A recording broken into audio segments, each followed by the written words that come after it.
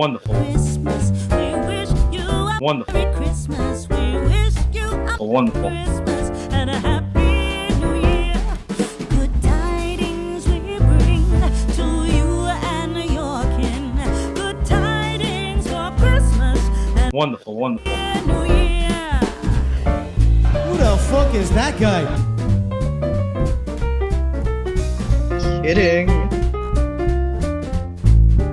Yes, sir!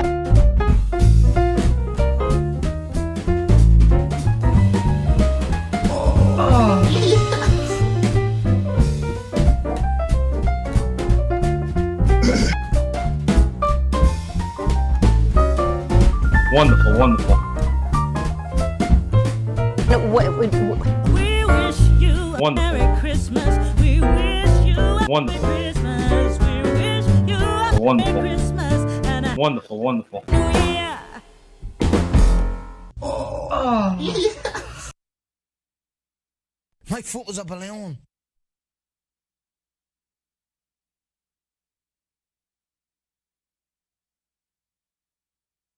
This is Bruce Buffer, and this is the moment you've all been waiting for. It's time for the MMA Holes!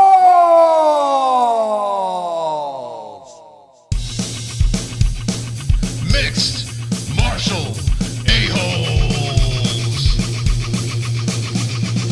MMA holes, MMA holes, MMA holes, MMA holes, MMA holes. You like to be a mixed martial a-hole. MMA holes, MMA holes, MMA holes, MMA holes, MMA holes. No way. From the Aunt and Uncle Studios of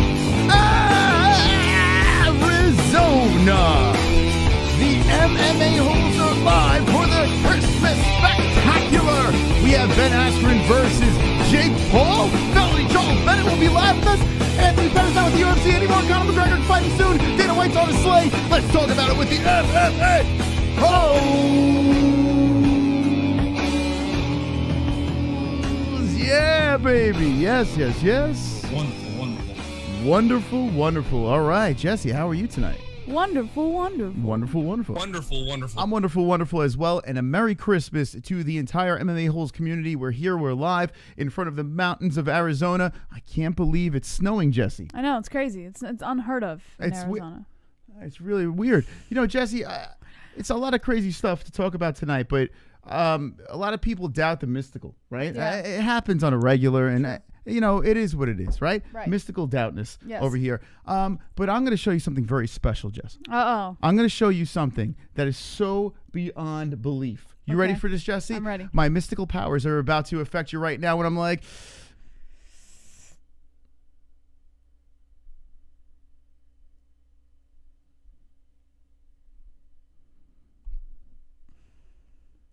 I could fucking stop snow. I can stop snow, Jesse. That Did you know was this? very good. In all the years we've been together, Jesse, I could stop snow. Wonderful. Wonderful. Her mind's fucking blown. Welcome to the show, friends. We are here live, and we have a lot to talk about. If you look at this thumbnail right here, check it out. We have what's-his-name all over this thing, and Felony Charles Bennett is spread eagle. He'll be coming on in the second half of the show. But Jake Paul, that's right, Jake fucking Paul is all over the place. Yeah. And tonight, or today, I should say, he put something on social media that I am on board with. I fucking love it. I think it's Wonderful. Wonderful. I think it's amazing, Jesse. Did you see this video? Yes, I did after you had told me about it. We're going to show you guys this video. Now, you're probably like, I'm so sick of Jake Paul. He's a YouTuber. He wants to box. What does this have to do with the MMA holes? Well, once you watch this video, it's going to dazzle you. Because Jake Paul puts on his Conor McGregor hat, his Dana White hat, his Michael Bisping hat, his Ben Askren hat, his Dillon Danis hat, all in one video. And it's magnificent. Now hit me with the ones in the chat if you saw this. And I have to say, he has redeemed himself here, Jesse. He is absolutely I don't know redeemed about himself. that. I'm on board. I feel like that's a little bit of a stretch that he redeemed himself. Oh, you're out of your mind. This I has do to think be. it was funny, and I think it was well played, but I wouldn't go as far as to say he completely redeemed himself. Oh, you're out of your mind. This whole year has been a complete clusterfuck, and we have been lacking the Conor McGregor trash talk for a long time now. The last time Conor McGregor was really going at it, it was many moons ago, and it was the whole Habib thing, the towel, yada, yada, yada. And now he's kind of like, I'm priest Conor McGregor. I'm holy Conor McGregor. I don't know what the hell Conor McGregor we have, but he's fighting in January. We were hoping we could hear some sort of buzz. Nothing. Jake Paul has literally thrown the trash talking on his shoulders and put together a magnificent video, that is the best video of 2020. A YouTuber put this thing together, and I want to see him fight now. I'm down because he literally attacks everybody here. Let's check this out, friends. Let's look at this video, as it is incredibly wonderful, wonderful. Go over to the MMA-HOLES on Twitter, and you can see it for yourself as well. But man, oh man, what a job here. And I want to hate Jake Paul. Like, I really want to go out there and say, all right, you know what? This guy's fucking annoying. I've had enough of him. I can't do it anymore. This is just, well, you know what? Let me just show it. Okay, here we go. We'll zoom into this. Now, right there, spoiler alert, he's a UFC fighter, okay? Now, he has something in his mouth, contraband. Jesse, what UFC fighter is he right here? Nate Diaz. Nate Diaz, yes. Oh, Nick, who the fuck is this little Jake Paul kid? Little blind bitch. I just Stockholm set the shit out of him.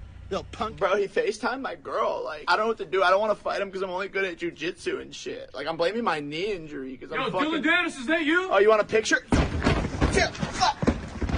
Michael Bisping here, and Jake Paul, I'm watching you, you cunt. You guys want a picture? Oh, what do you think of Jake Paul versus Conor McGregor? No, I think he should fight Amanda Nunes. I mean, I have a small penis, and I suck Conor McGregor's dick all day long. Oh, Conor! Who the fuck is that guy? I wipe my ass with 50 million, Dana. Fool! Ben Askren, is it true that you play Napoleon in Napoleon Dynamite? Yes. I'm focused more on my gambling addiction right now versus the Jake Paul fight. Let's talk about Trump. I'm getting out of the fight business, I'm telling you. The whiskey is where it's at. Fuck this little blonde kid. You got knocked out in 5 seconds by Jorge Masvidal. Do you last longer in a fight or longer in bed? In bed. He called my wife a whore, but he can hold all 4 of my nutsacks. Oh, Nick, Jesse. What?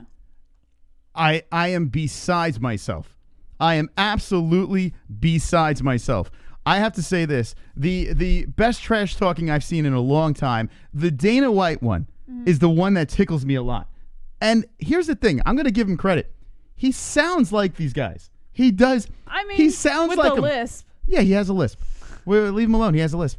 Now, I got to say, bravo. Bravo.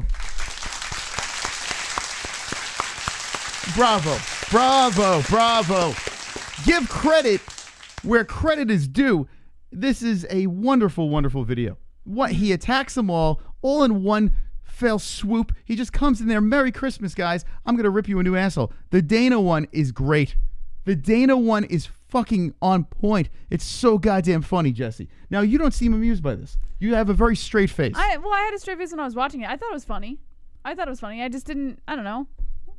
My God. I don't know. Like I don't know. I feel My like God. I would be so proud of this video. I honestly would be so proud of this video. Listen, the impersonations aren't like spot on, but they're so over the top, yet they sound like the person, and you know exactly who they're talking about. The material is on point. I don't get it. I don't fucking get it, man. Like, Jesse. Christopher. Jesse. It's my breaking bed. Yeah, I don't understand, Jess. Help me out here. How do you have such a dark soul that you cannot find any humor in this? No, I did. I told you it was funny. What do you mean? Where are you getting that I didn't find any humor in this? I told you it was funny. I just said it wasn't like groundbreaking, hilarious. Like, oh my God. But it was funny. Tough crowd. It was funny. Imagine doing a stand-up act, and then the crowd's like, it's funny. What do you want me to do backwards? I don't know, Jess. I am like you're just expecting this you expect a lot from this man. Well, it's Jake Paul, for God's sake. It's not So you like can't stand It's him. not like I have a high standard for the dude. I think he overachieved with this video. Fucking this little Jake Paul kid. Little blind bitch. I just Stockholm set the shit out of him. Okay, what do you think about Nate? Horrible. Now, Nate has a lisp. He does. It was horrible. My Nate's a little bit better. But still, he does Nate Diaz, right? Little punk, bro. He FaceTimed my girl. Like, I don't. And this is Dillon Danis. Sounds just like him. Wonderful. All right, maybe Dillon Danis is not the fucking spot on. But the fucking paper towels, the toilet paper thrown in. That's just him patting himself on the back for doing that. Yeah. To do. I don't want to fight him because I'm only good at jujitsu and shit. Like, I'm blaming my knee injury because I'm fucking. Dillon Danis, is that you? Oh, you want a picture? No, that doesn't do anything for you, right? Not into that?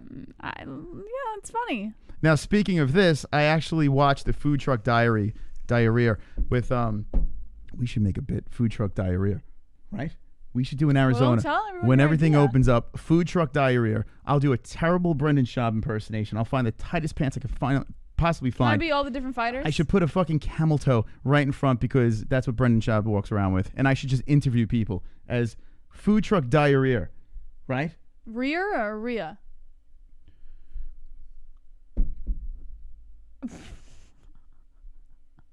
I'm just wondering. You're really ruining my Christmas, Jesse. Sorry. This is strike two. Sorry. You're ruining my Christmas. Strike two? What was yeah, strike one? Strike one was not laughing at Jake Paul. I told you it All was right. funny. Anyway, so that's Dillon Danis. Michael Bisping here, and Jake Paul, I'm watching you, you cunt. You guys want a picture? So what do you think about his Michael Bisping? Now, he didn't do much Bisping. He didn't really have much to work with besides the eye patch. Yeah, it was all right. Okay. What do you think of Jake Paul versus Conor McGregor? No, I think he should fight Amanda Nunes. Now, okay. Someone, I think, helped him out because when Dana White talks, he does go... No, he doesn't. Yes, he does. Yes, he does. So what I think here, Jake Paul has a team. I don't think he's smart enough to come up with these impersonations all by himself. I have a feeling this guy's like... he's got people to help him out because it was so spot on. When Dana White talks, he just go... He does do that. When he's very passionate, his mouth is everywhere. And Jake Paul fucking hits it out of the park with this shit. I mean, I have a small penis, and I suck Conor McGregor's dick all day long. And then he's jerking off to Conor McGregor, Jesse. What? I mean, no? Not digging the content? Like he's literally masturbating to Conor McGregor. Who the fuck is that guy? Pretty good Conor. Not that good. Pretty good. You do a better Conor. Pretty good. I wipe my ass with 50 million, Dana. Fool! Ben Askren, is it? Now, okay, we get to Ben Askren. He fucking hits it out of the park with Ben Askren. When I was watching one of his live streams, I put in the little retweet over there, or in the tweets section over there. I put in, does he have CTE? Why does he sound like Rocky Balboa? Like he literally Ben Askren sounds like he has brain damage when he talks. Like he has this like weird like mumbly lisp. Like lazy speech. Yeah. And what happens here? Motherfucking Jake Paul nails it. Is it true that you play Napoleon in Napoleon Dynamite? Yes. I'm focused more on Oh, he's Dana again with his mouth, Jesse. my gambling addiction right now versus the Jake Paul fight. Let's talk about Trump. I'm getting out of the fight business, I'm telling you. The whiskey is where it's at. Fuck this little blonde kid. You got knocked out in 5 seconds by Jorge Masvidal. Do you last longer in a fight or longer in bed? In bed. He called my wife a four, but he can hold all 4 of my nutsacks. Okay.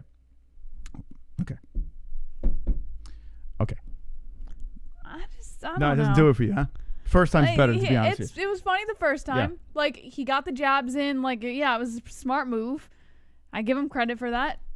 But watching it a second time makes me kind of cringe. Not It gonna is lie. supposed Like, to be cringe. That's the joke. No, like you could tell the cringe watching it the first time, but the second time it's kind of like, Okay, so now the question is this. Man, Jesse's ruining this bit. Now the question is this. You asked for my opinion. It's fair. What kind of reaction do you expect from a video like this? Because literally, he just took a blowtorch and just literally lit them all on fire. I expect a reaction from who? From the fighters or from No, from my mom. fans? Of course, the fighters, the Why are people you that being he, sarcastic? I thought you were asking about the fans. the people he impersonated. Okay, so I don't know. I'm sure that a lot of them probably won't give a reaction because they know that's what he wants. So you think no reaction? You don't think that Dana I'm White? sure some would probably say something, but I don't think like Conor and Nate would react probably, but I think Conor and even Dana White, I don't think they're gonna fucking react to that. Conor probably won't. He probably won't. He already is off the grid right now. He's like in like I picture Conor in a Rocky Balboa montage until January. Like I picture and Conor's like, holy fucking shit. Like I see him just going crazy, like all serious with his kid, you know. That's what I feel is happening with Conor McGregor. So I don't think we're going to hear anything from him. Dillon Danis is out of the picture. Like the guy's hurt or whatever. He's not going to fight him. Ben Askren is probably going to fight this guy, which is kind of insane that Ben Askren is going to fight Jake Paul in a boxing match. I don't think it's going to happen. You don't think it's going to happen? Why? I think at this point, Jake Paul is just calling out anybody who would give him some semblance of attention. Okay. Like, I don't think any of these things are really going to be set up. Because first it was Conor McGregor. Then it was Dillon Danis, then Conor. Now it's Ben Askren, then Dillon, then Conor. Like, come on. So how much time do we have until Dana White addresses this situation? Like, I don't think... full-blown addresses the thing. I think the only way you get Dana White to address the situation is if he's doing a media scrum or some kind of post-fight press conference and someone asks him about it. The best part of this video is it was released a day after the Dana White pat myself on the back video. The timing is fucking perfect. Like, Dana White's like, look at me! 2020, the year! You know, all that shit. And going crazy, patting himself on the back with this epic video. And then the ultimate troll move by Jake Paul coming out and putting this thing and just basically just blowing Dana White up, just destroying him, dropping a bomb right on his fucking pink forehead. I think it's great. I love drama. I absolutely love drama, and this is fantastic.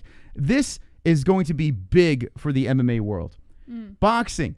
A lot of people are getting back into boxing because of the circus with Mike Tyson and Jake Paul. But this right here, I'm talking, you're bringing Casual City to the party, and Jake Paul, I'm going to say it, I wasn't on board in the beginning. I didn't like his initial approach, but this video right here goes to show you that 2021 is going to be a mega year for combat sports.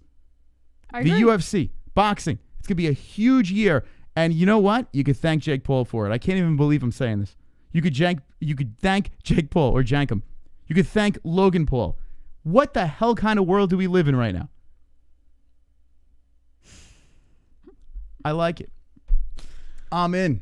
Sign me up. Where can I watch more of this shit? Whoa, what is that? Two of them. What the fuck? You have two. Merry Christmas, my holes. Did an estimate on all my dono. Do I count your for a tax reduction since we can't depend on a stimulus? Also, did you see the whole Woodley hacking cut thing on Twitter? Let me replay that. Hold on a second. At first I was like, what do you do? Wonderful.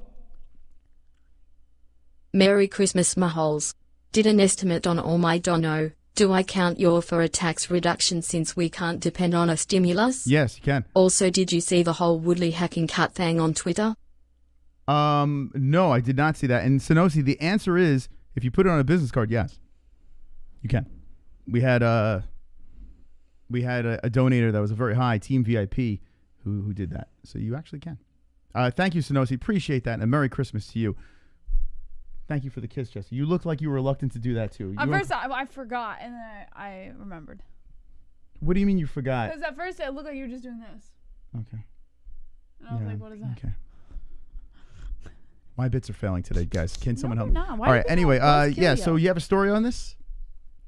I or do. Did we cover it? I do have, well, I have a story on Jake Paul. I have two, if you want to go over those first. He says remember the personal shot he took at Conor McGregor when he made the Conor video?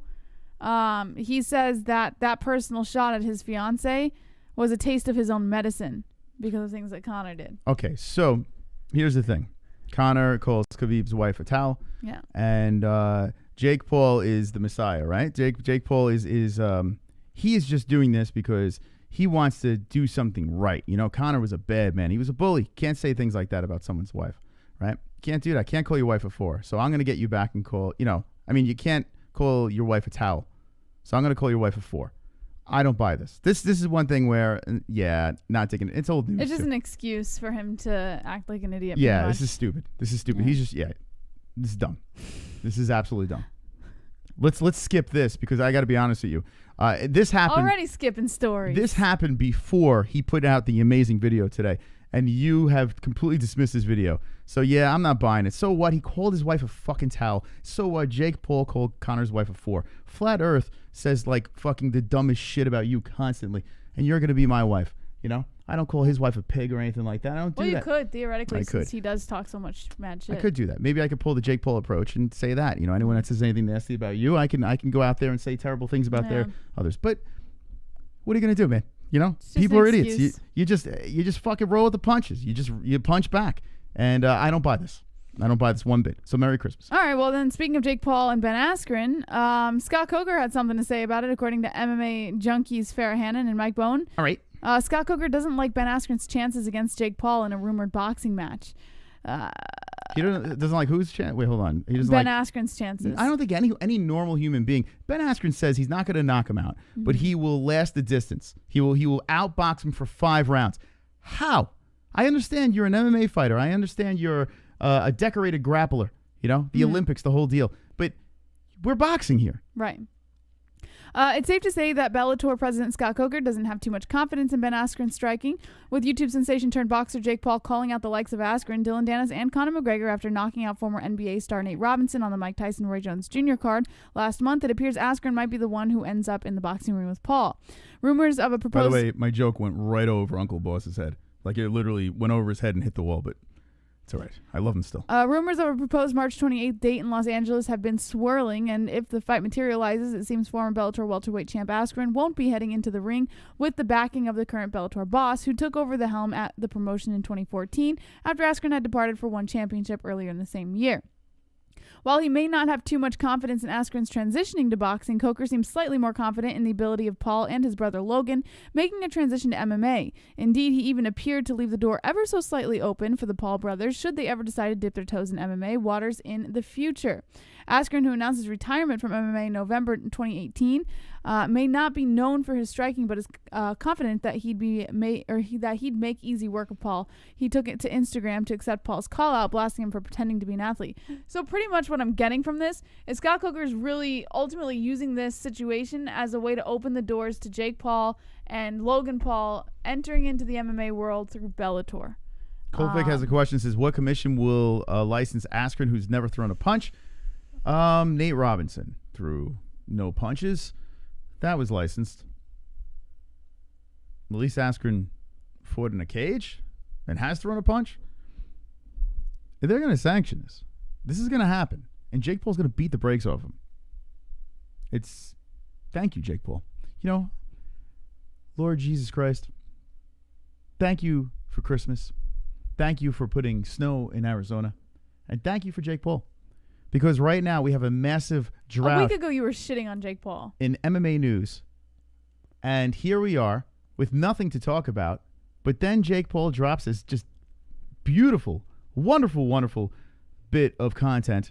Oh, Nick, who the fuck is this Whoa. little Jake Paul kid? Little blind bitch. I just Stockholm set the shit out of him. Little punk. Bro, he FaceTimed my girl. Thank you. I don't know what to do. I don't Merry want to fight him 'cause Christmas. I'm only good at jiu-jitsu. Merry and Christmas, shit. friends. Like, I'm blaming my knee. Merry Christmas. Thank you, Jake Paul, for doing that. We appreciate that, and you're wonderful, wonderful. Wonderful, wonderful. Thank you.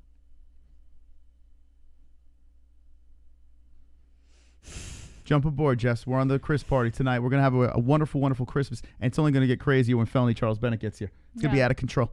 So get ready, get popping. By the way, you lazy fucks, hit the like button. There you go. Very nice. Hit the like. What are you, falling asleep? It's snowing in Arizona. We got Christmas hats on. The least you can do is hit the like button. Be wonderful, wonderful. Merry Christmas. All right, let's get another story in over here. All right. So scrolling back up to the top story, Anthony Pettis has left the UFC, which I'm sure everybody's heard of at this point. It's been all over social media all day. Mm-hmm. It says in the article he's officially a free agent, but he did sign with the PFL. Yes. As was noted by ARIEL HELWANI around 1 o'clock or 3 o'clock p.m. Eastern time today. Mm-hmm. So that's kind of where we are right now. He said before, we read the article that he was kind of leaving it open and he wasn't staying attached to anything. And I think the reason why he was saying that is because he knew that the UFC was probably ready to let him go. And this is it. So now he goes from being credibly acclaimed UFC fighter to potential millionaire in Professional Fighters League. Okay. Now, Real Gamer says something in the chat. It's very interesting. Real Gamer, a very nice friend of the show, says, man, all the pride and honor of MMA about to get stomped on by Jake Paul. Yeah, I mean, I disagree. And I'm going to tell you why. We're having Felony Charles Bennett on this show. a decorated MMA fighter, but let's be honest. The guy's a circus, right? And it's fun to watch the circus. But Jake Paul is not a felony. Like Jake Paul is he doesn't like, have the history of felony, but what I'm saying is combat sports right now is about entertainment. And I think even if you don't like the whole Jake Paul situation, that's fine. He's playing the heel. He's playing a bad guy here. But he's making things interesting in a time where there's no MMA. There's nothing going on right now. It's a complete drought into the new year. So we need something to talk about here, and Jake Paul is helping us up. Uncle Champ makes a good point. What about Felony versus Jake? Yeah, let's do it. I'm in. Good fight. They would never do that, though. Why? Because Felony's actually boxed. So? They'll never do it. Even Jake though Felony is a lot smaller, and we'll ask him about it, but they will never make the fight, and Felony would take that fight in a second, of course. With one hand tied behind his back, he would take that fight. We'll ask him about that. But yeah, man, come on. It's about entertainment here right now. It's about the theatrics. It's about the lead-ups, the juice. If Jake Paul can snag an MMA fighter and box him, it's actually a really good business move because he beats up a quote-unquote fighter, right? Right. Gives him some sort of credibility. We're, as MMA fans, if he beats up Askren, are we going to be like, oh, shit, man, he's the real deal? Or, oh, shit, man, Ben Askren should have beat him. We're not going to care. We know what's going on here. We're just going to sit there with our popcorn in our mouth and watch that shit. Felony isn't big enough name for Paul. So Ben Askren is? He's trolling, bro. There's no way. Look, Habib time. Man, listen. I know you love Habib and everything like that, but not everyone's Habib, right? I think Felony Charles Bennett is bigger than fucking Ben Askren. A lot of people don't know who the fuck Ben Askren is. He's the guy that got kneed by Masvidal. If it wasn't for Jorge Masvidal, no one would give a shit about Ben Askren. Jake Paul is a walking piece of shit and doesn't deserve to have anything good in life, and I wish he would shut the fuck up and go away. Dude is cringe and a pussy. He beats two dudes who just started boxing, and now he thinks he is a fighting god, says Ready, Set, Show. So Ready, Set, Show, I agree with you. He comes across as a big, dummy, fucking bully piece of poo-poo. I'm with you on that. I'm with you. I had that same feeling too. But what I'm starting to learn is the guy's a businessman. That's what the guy is right now. All he's trying to do is very much like Conor. Keep himself in. Well, Conor has skill. Like no, right, but Conor's a businessman. Jake Paul is a guy that has been a YouTuber, boxed a couple of nobodies, and now he's running his mouth like he's going to fight the world. So I can understand why people won't get on board with that. I get that, and I was one of those people who's like, I don't know. I don't know about it. But the more you think about it, the more you see how he's marketing himself and how he's building up this whole fiasco, I don't hate it. Yeah. And if Jake Paul gets his ass whooped, which is inevitable, eventually they're going to put something in front of him because the money is there. He's going to catch a beat. His brother's going to catch a beating. Logan Paul is going to get the beating of his life from Floyd Mayweather. A guy that's like... I've heard Logan Paul is a better fighter than Jake Paul. No. I think from what I heard, Jake is actually a better fighter. But who gives a fuck? Like, all I care about is there might be an opportunity where Jake Paul gets his ass whooped, and I want to see this. Sign me up. Plays a good heel. I'm trying to help you guys out here. Listen, I understand if you don't like Jake Paul, I get it, man. I totally get it. A lot of people don't like me because of my fucking attitude and how I puff my chest out and don't give a fuck. I understand. You're not like calling out every podcaster. Yeah. Fuck all those podcasts. They suck. They don't have Christmas hats and snow. They don't have any of that shit. Actually, I've noticed a lot of podcasts are doing snow these days, Jesse. I know. Anyway, yeah, so if you don't like Jake Paul, that's fine. I'm just trying to help you out here. It's entertainment. Like, you love to root. Like, you can't have a good movie without a villain. If you don't have a good villain in a movie, you're not going to get a good movie. You know what I'm saying? There has to be an evil. There has to be a balance to that movie. And when it comes to fighting, when it comes to combat sports, you need a villain. You need a heel. Yeah. You do. That's just me. I need a heel. Anyway, Jesse. Anthony Pettis. We got a little sidetracked over here. Anthony Pettis taken out of the UFC. Not surprised. We were saying before the fight, we were saying he's going Bellator. Well, win or lose, we said he was at least going to be gone in the UFC. We called it again. We did it again here. Yes. Super chat. Why am I getting inside of your mouth? Thank you, Raylo, for the super chat, bringing us to the mistletoe room. You are wonderful, wonderful, my friend. Wonderful, wonderful. Okay. Anyway. So Anthony Pettis going to the UFC, Jesse. I mean, leaving the UFC. You bummed about this or what? No. Nah, I've never been like the biggest Pettis fan of either of the Pettis brothers, and like there's been times that he's shocked me inside the octagon, but I've never been like, oh yeah, Anthony Pettis is fighting, you know. So the fact that he's leaving, first of all, doesn't surprise me because we expected it, and second, I don't really care. Yeah. I don't really care that he's gone. Super chat.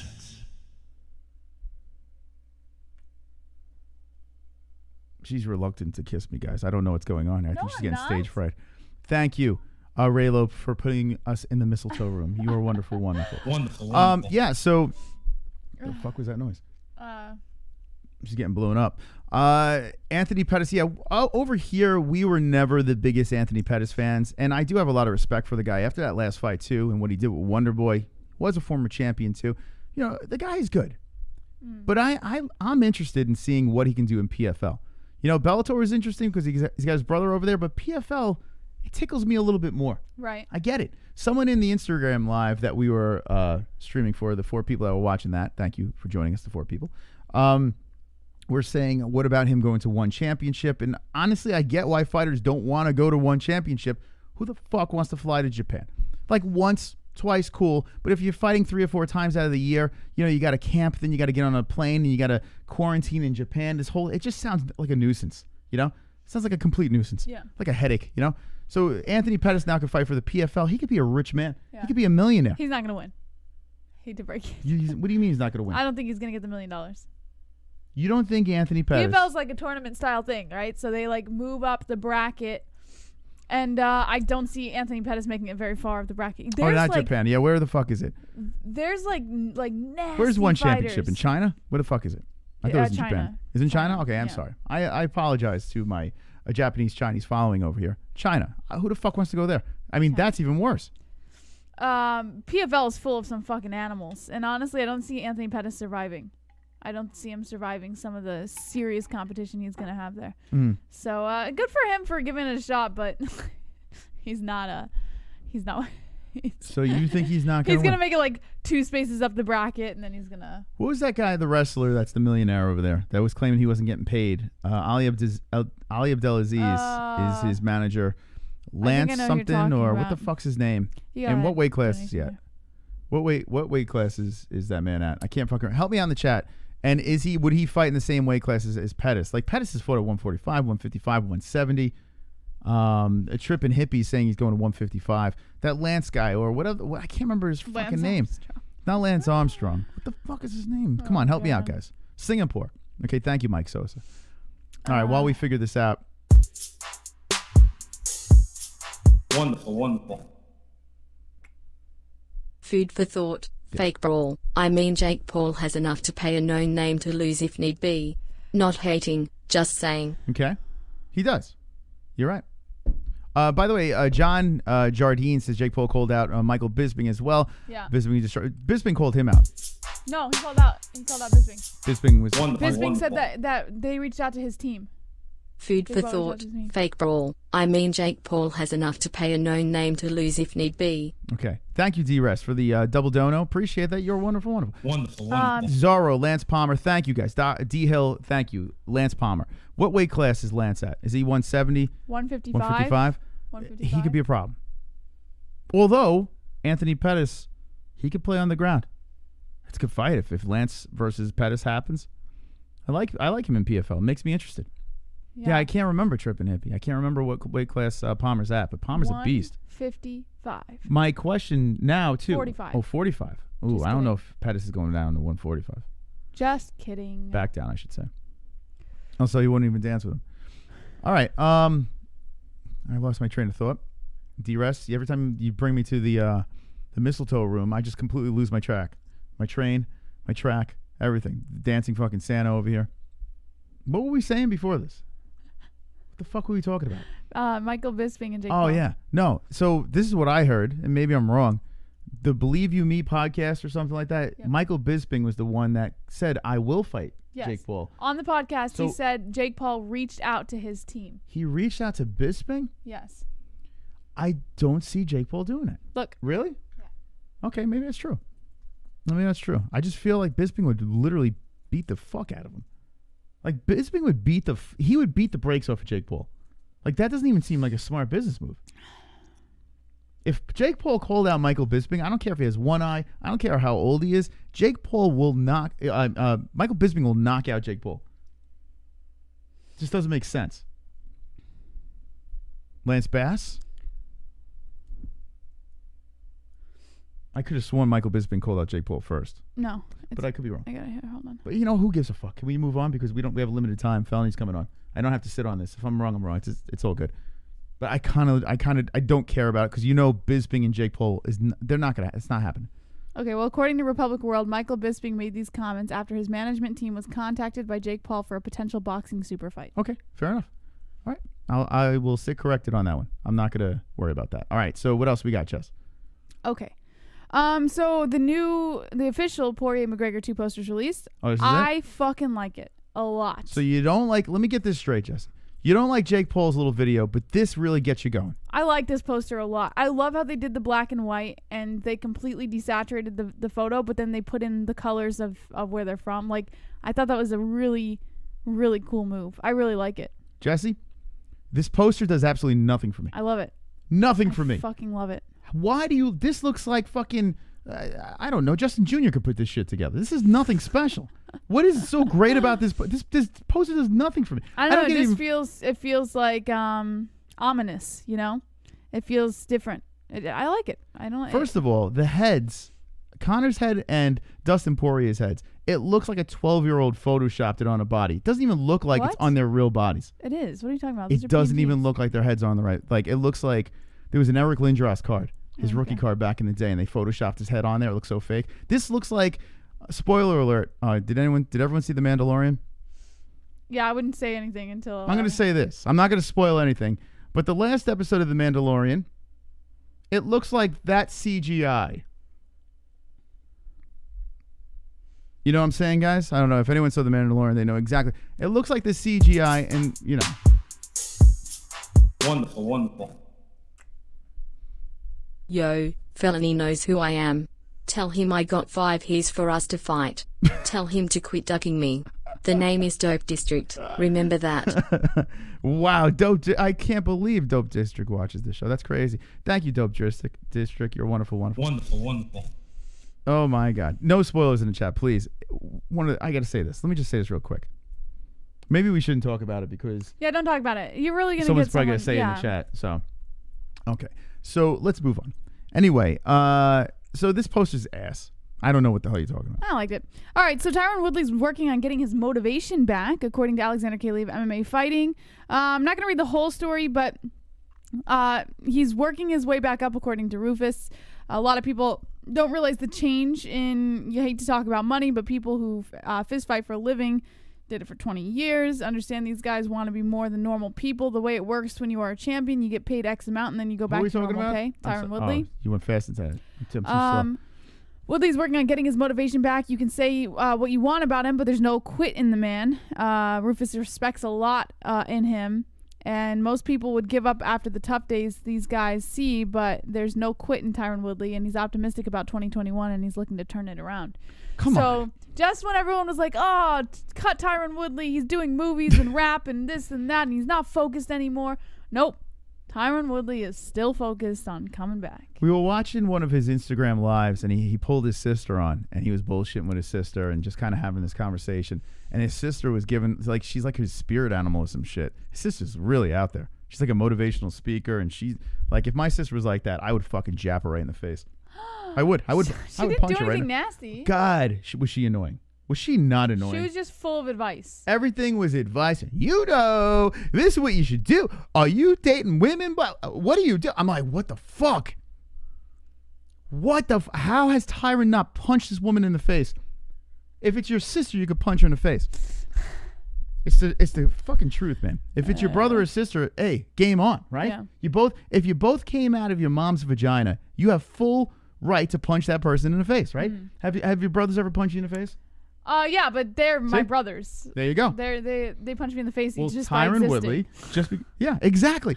Brothers and sisters fight all the time. Even though Tyron Woodley might be a UFC fighter and his hands are weapons, doesn't matter. It's still his fucking sister. Jab that bitch in the face because holy shit, I'm watching this and I'm like, Tyron, And Tyron's being very respectful to her. I got to give him credit. If it was me, I would be like, shut Well, when it's your the sibling, fuck up. you have like more of a tolerance for how they are. Yeah? Because you grow up with them. Not me. Me and my brother have no tolerance for each other. Yes, you do. I've seen how you guys interact with each other. You guys have plenty of tolerance. If for my each other. brother is in a mood that I don't prefer, I just kind of back off. But That's if I stay in the zone, Tyron Woodley stayed in the zone, we would get into a fight. That's why I leave. And Tyron didn't leave. He sat in the pocket and he just fucking ate it. I felt like I was watching him versus Gilbert Burns again. Like I felt like I was watching him versus Colby Covington again. He was getting his ass chewed out by his fucking sister. Pop, pop, pop. She wasn't chewing his ass out. You know what you should do, honey? She's just You know one what you of should those do? types of You women should who respect think, the woman. No, You should. that's not what she said. I'm like, what is... I don't know what she was saying, but I was just like sitting there like, what in the holy fuck is this lady saying? She's just one of those types of girls who think they know better than everybody She else. didn't know jack shit, and he should have told her. And she embarrassed him on Instagram Live. That's why I'm glad I have 4 people watching me on Instagram Live. Because God forbid. Anyway, back to Tyron Woodley. Sorry, I just got a little sidetracked. Nothing more to that aside from the fact that he is working on getting his motivation back. And this is not the end of him. As much as we all would love to see the UFC cut him or to see him retire, it's not over. Do you think Felony has a sister? Doesn't he? I think he does. I think he does, yeah. You gotta ask him if he's ever punched his sister. I don't know. I bet he jabbed her. I think he does. Yeah. Yeah. All right. Chris Weidman wouldn't be surprised if he was cut by the UFC, and neither would we, to be quite fair. Moss, you got to refresh so you can log in. You can't just Thank God we're changing this website. I'm so done with it. I'm legit done. Thank God, Jesse. Enough's enough. It keeps on kicking me out, and it's... You got to log in. You didn't log in. I did. I hit log in. And then it took me to this page. It says log in at the top right corner. I know. I keep hitting it. I'm doing it literally on air, and it don't listen. So listen, this website, Bon Voyage, Jesse. A Bon Voyage. The new and improved website is coming. Winter is coming. The MMA-HOLES.com is coming. It's going to be wonderful. Wonderful. Okay. Jesus Christ. The glitchiness. True to roof. All right. What are we talking about? Weidman? Yeah. Weidman wouldn't be surprised if he was cut by the UFC. According to Lewis McKeever of Bloody Elbow, Weidman knows he needs to come up big against Uriah Hall at UFC 258 as the former UFC middleweight champion could potentially be cut if he doesn't start racking up wins again. I think he wants out.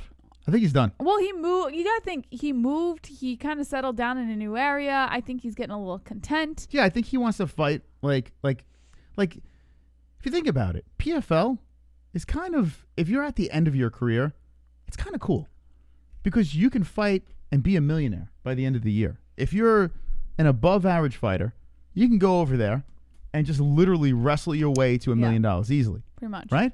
So Weidman probably, I mean, he's already been a champ in the UFC. Why does he have to fight the most elite, top of the line athletes of all time? Take an L to Uriah Hall. Just fall. Because that would be pretty embarrassing given that he's been taking some pretty massive L's. Okay, then beat Uriah again in the rematch. Beat him again, right? Just beat him. And then just go to the PFL or something and just become like a multimillionaire over there. You can fight a couple more years, win a couple millies. Do you ever get annoyed by Chris Weidman's face? No, because I met him. He's a nice guy. He actually is a really nice guy. But do you ever get annoyed by his face? Like if you didn't know him personally, would you get annoyed by his face? Hate to break it to you, Jess.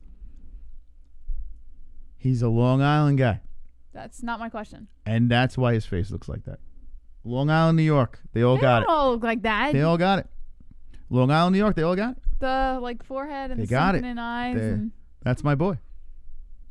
Long Island. Listen, Long Island, New York. You out there? I'm Queens, New York. Yeah, you don't got have a different look. You don't have. But yeah, Long Island. They all have that. I don't know what it is. Something in the water out there. In the bagels. It's just, it's not like you don't like Chris Weidman. You just don't like Long Island men. No, I like the guy. I think he's cool. Yeah? You don't like his face? I don't like his face. All right, let me think. Do you like Matt Serra's face? I bet no. I would say no. I never really looked, to be honest. Yeah, look at Matt Serra's face. Very similar, just without hair. He's got the same Long Island look. Let me see. Ray Longo, oh yeah, shit. I think he lives in Long Island. Same face. Ray Longo doesn't have the face. Got the face too. He's got a beautiful flowing hair. Nah, I'm talking like Aljamain Sterling. There's a certain face. Aljamain and Chris Sterling. Weidman's got Do you it. find his face annoying? No. You're a liar. Matt Serra's face I find annoying. See? But not Ray Longo's face. I don't find that annoying. Doesn't matter, Jesse. If he shaved his head or if something, if he, I don't know. you would eventually find him annoying. It's just you don't like Long Island men. That's not what I said. And I think this is incredibly Long Island racist. I never said that. Okay. Anyway, you give me implied that it was Long Island men. Give me the Chris Weidman story. Well, there's not really a story behind it. He said, I'm not really worried about it, but I wouldn't be surprised. There's nothing that surprises me. I don't think I'm more special than anybody where they're just going to go like, oh, Chris Weidman's a guy we're just going to keep forever no matter what. If I don't prove I am a world-class fighter and prove that I'm still the title challenger ready, then yeah, I can 100% see that. I keep on wanting him to do good. I'm glad he won his last fight. I would love to see him make another push for the belt, but I'm realistic. I mean, his striking's not all there. His chin's not there. His wrestling is still there. So if he can wrestle fuck his way to another title, it'd be fun. And honestly, I wouldn't mind seeing him fight an Izzy since we haven't seen Izzy tested with a wrestler. Not saying Weidman would win, but it does intrigue me, a guy that's literally not going to do what Yoel Romero did, a guy that really wants to fucking just drag his ass down and hump the shit out of him. I'd love to see that. I'd love to see that. But let's be serious here. Yeah, his days are numbered. Yeah. Michael Chiesa versus Neil Magny is in the works for UFC card on January 20th. Something to look out for, Mystic Moss. Okay. What do you think about that one? I'm cool with it. Multiple sources confirmed it. Since moving to welterweight, Chiesa has gone undefeated with 3 consecutive wins over Condit, Sanchez, and RDA. As for Magny, he's also riding a 3-fight win streak with a trio of bouts taking place during 2020. Magny started off the year with a win over Jing Liang, followed by decision victories over Anthony Rocco Martin and Robbie Lawler. Who do you got in the fight? Oh, fuck. You know what? January 20th? Let me think. It's coming up quick. Yeah, I was going to say, wait for my prediction, but I don't know. God, Neil Magny is on that list. I'm going to make a list very soon of fighters I'm going to go Chiesa. that I can't get right or wrong. Yeah, I guess Chiesa would be a smart pick, but Magny is... Chiesa he makes just more finds sense to me. ways. Chiesa, huh? Yep. Do you think he goes to decision? I think he could submit him. But Chiesa's look good, but I don't know. safe, you could Magny say just knows how to decision. win. He just knows how to win. I don't know. I don't have a pick. I can't pick it. I want to say Neil, but I'm realistic that Chiesa's looked pretty good lately. Look great. His strikings look better too. Yeah, I'm going to go Chiesa for sure. I might go Chiesa as well. Some Neils in the chat. Let's see Lots what of the chat Neils says. in the chat. In fact, I see everyone with Neil. Wow. That's my mom. I'm surprised they haven't already paused this, Roberto. Uncle Champ says, hit the like button. Eddie Machete, Magny Chiesa has Magny's frame, but he can just wrestle. He can't strike like that. Magny can do both. Electronaut says Chiesa chokes him out. Trippin' Hippie says Magny. Uncle Johnny Smith says Neil. CN says I take Neil. Uncle Champ, Neil Moss. I want a motivated McGregor versus Jesus for the King of Heaven belt, says, or versus Jesus. Is that what he's trying to say? For the King of Heaven belt. Yeah, that's it. Okay, thank you. Merry Christmas to everyone in the chat. I hope everyone's wonderful. Merry Christmas. And let me know. Yeah, Dope District. Yeah, Felony's coming. Is that Lizard King? Did he do a Dope District? Put us on IP2 right now just for this stream. Felony's coming on. What was I going to say? So, yeah, I want to know what you're doing for Christmas, friends, in the chat. I hope everyone has a Merry Christmas.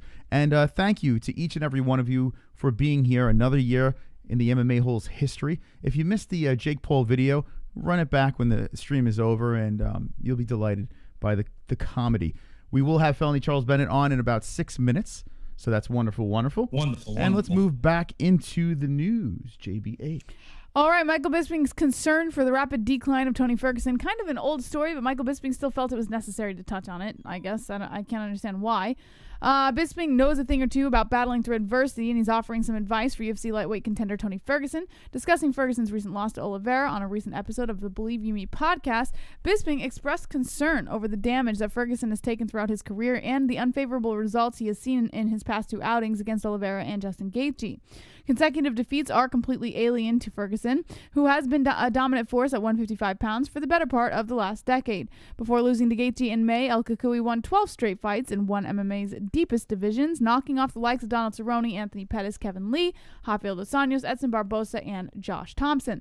While Bisping made sure To praise Ferguson, he also emphasized the need for caution going forward. Bisping added the caveat that losses to Gaethje and Oliveira are nothing to be ashamed of, as he believes that those two can beat almost any lightweight on the planet not named Khabib Nurmagomedov.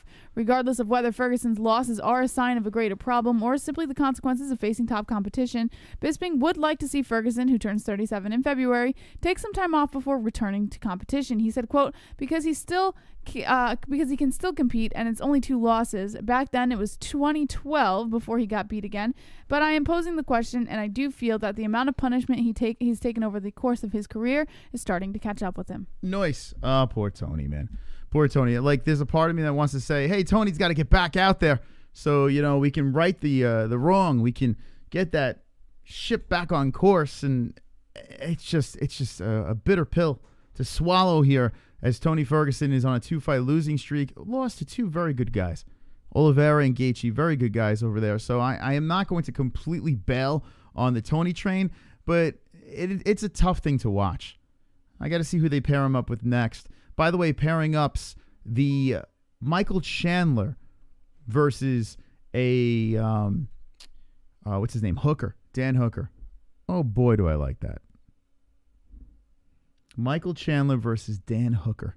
That's just absolutely wonderful. Wonderful. I like it. The more I think about it, I'm like, you know what? This kind of makes sense. Gaethje versus Oliveira. Conor, Poirier. And what's the other one in the mix over there that they got going on? I'm fucking all over the place.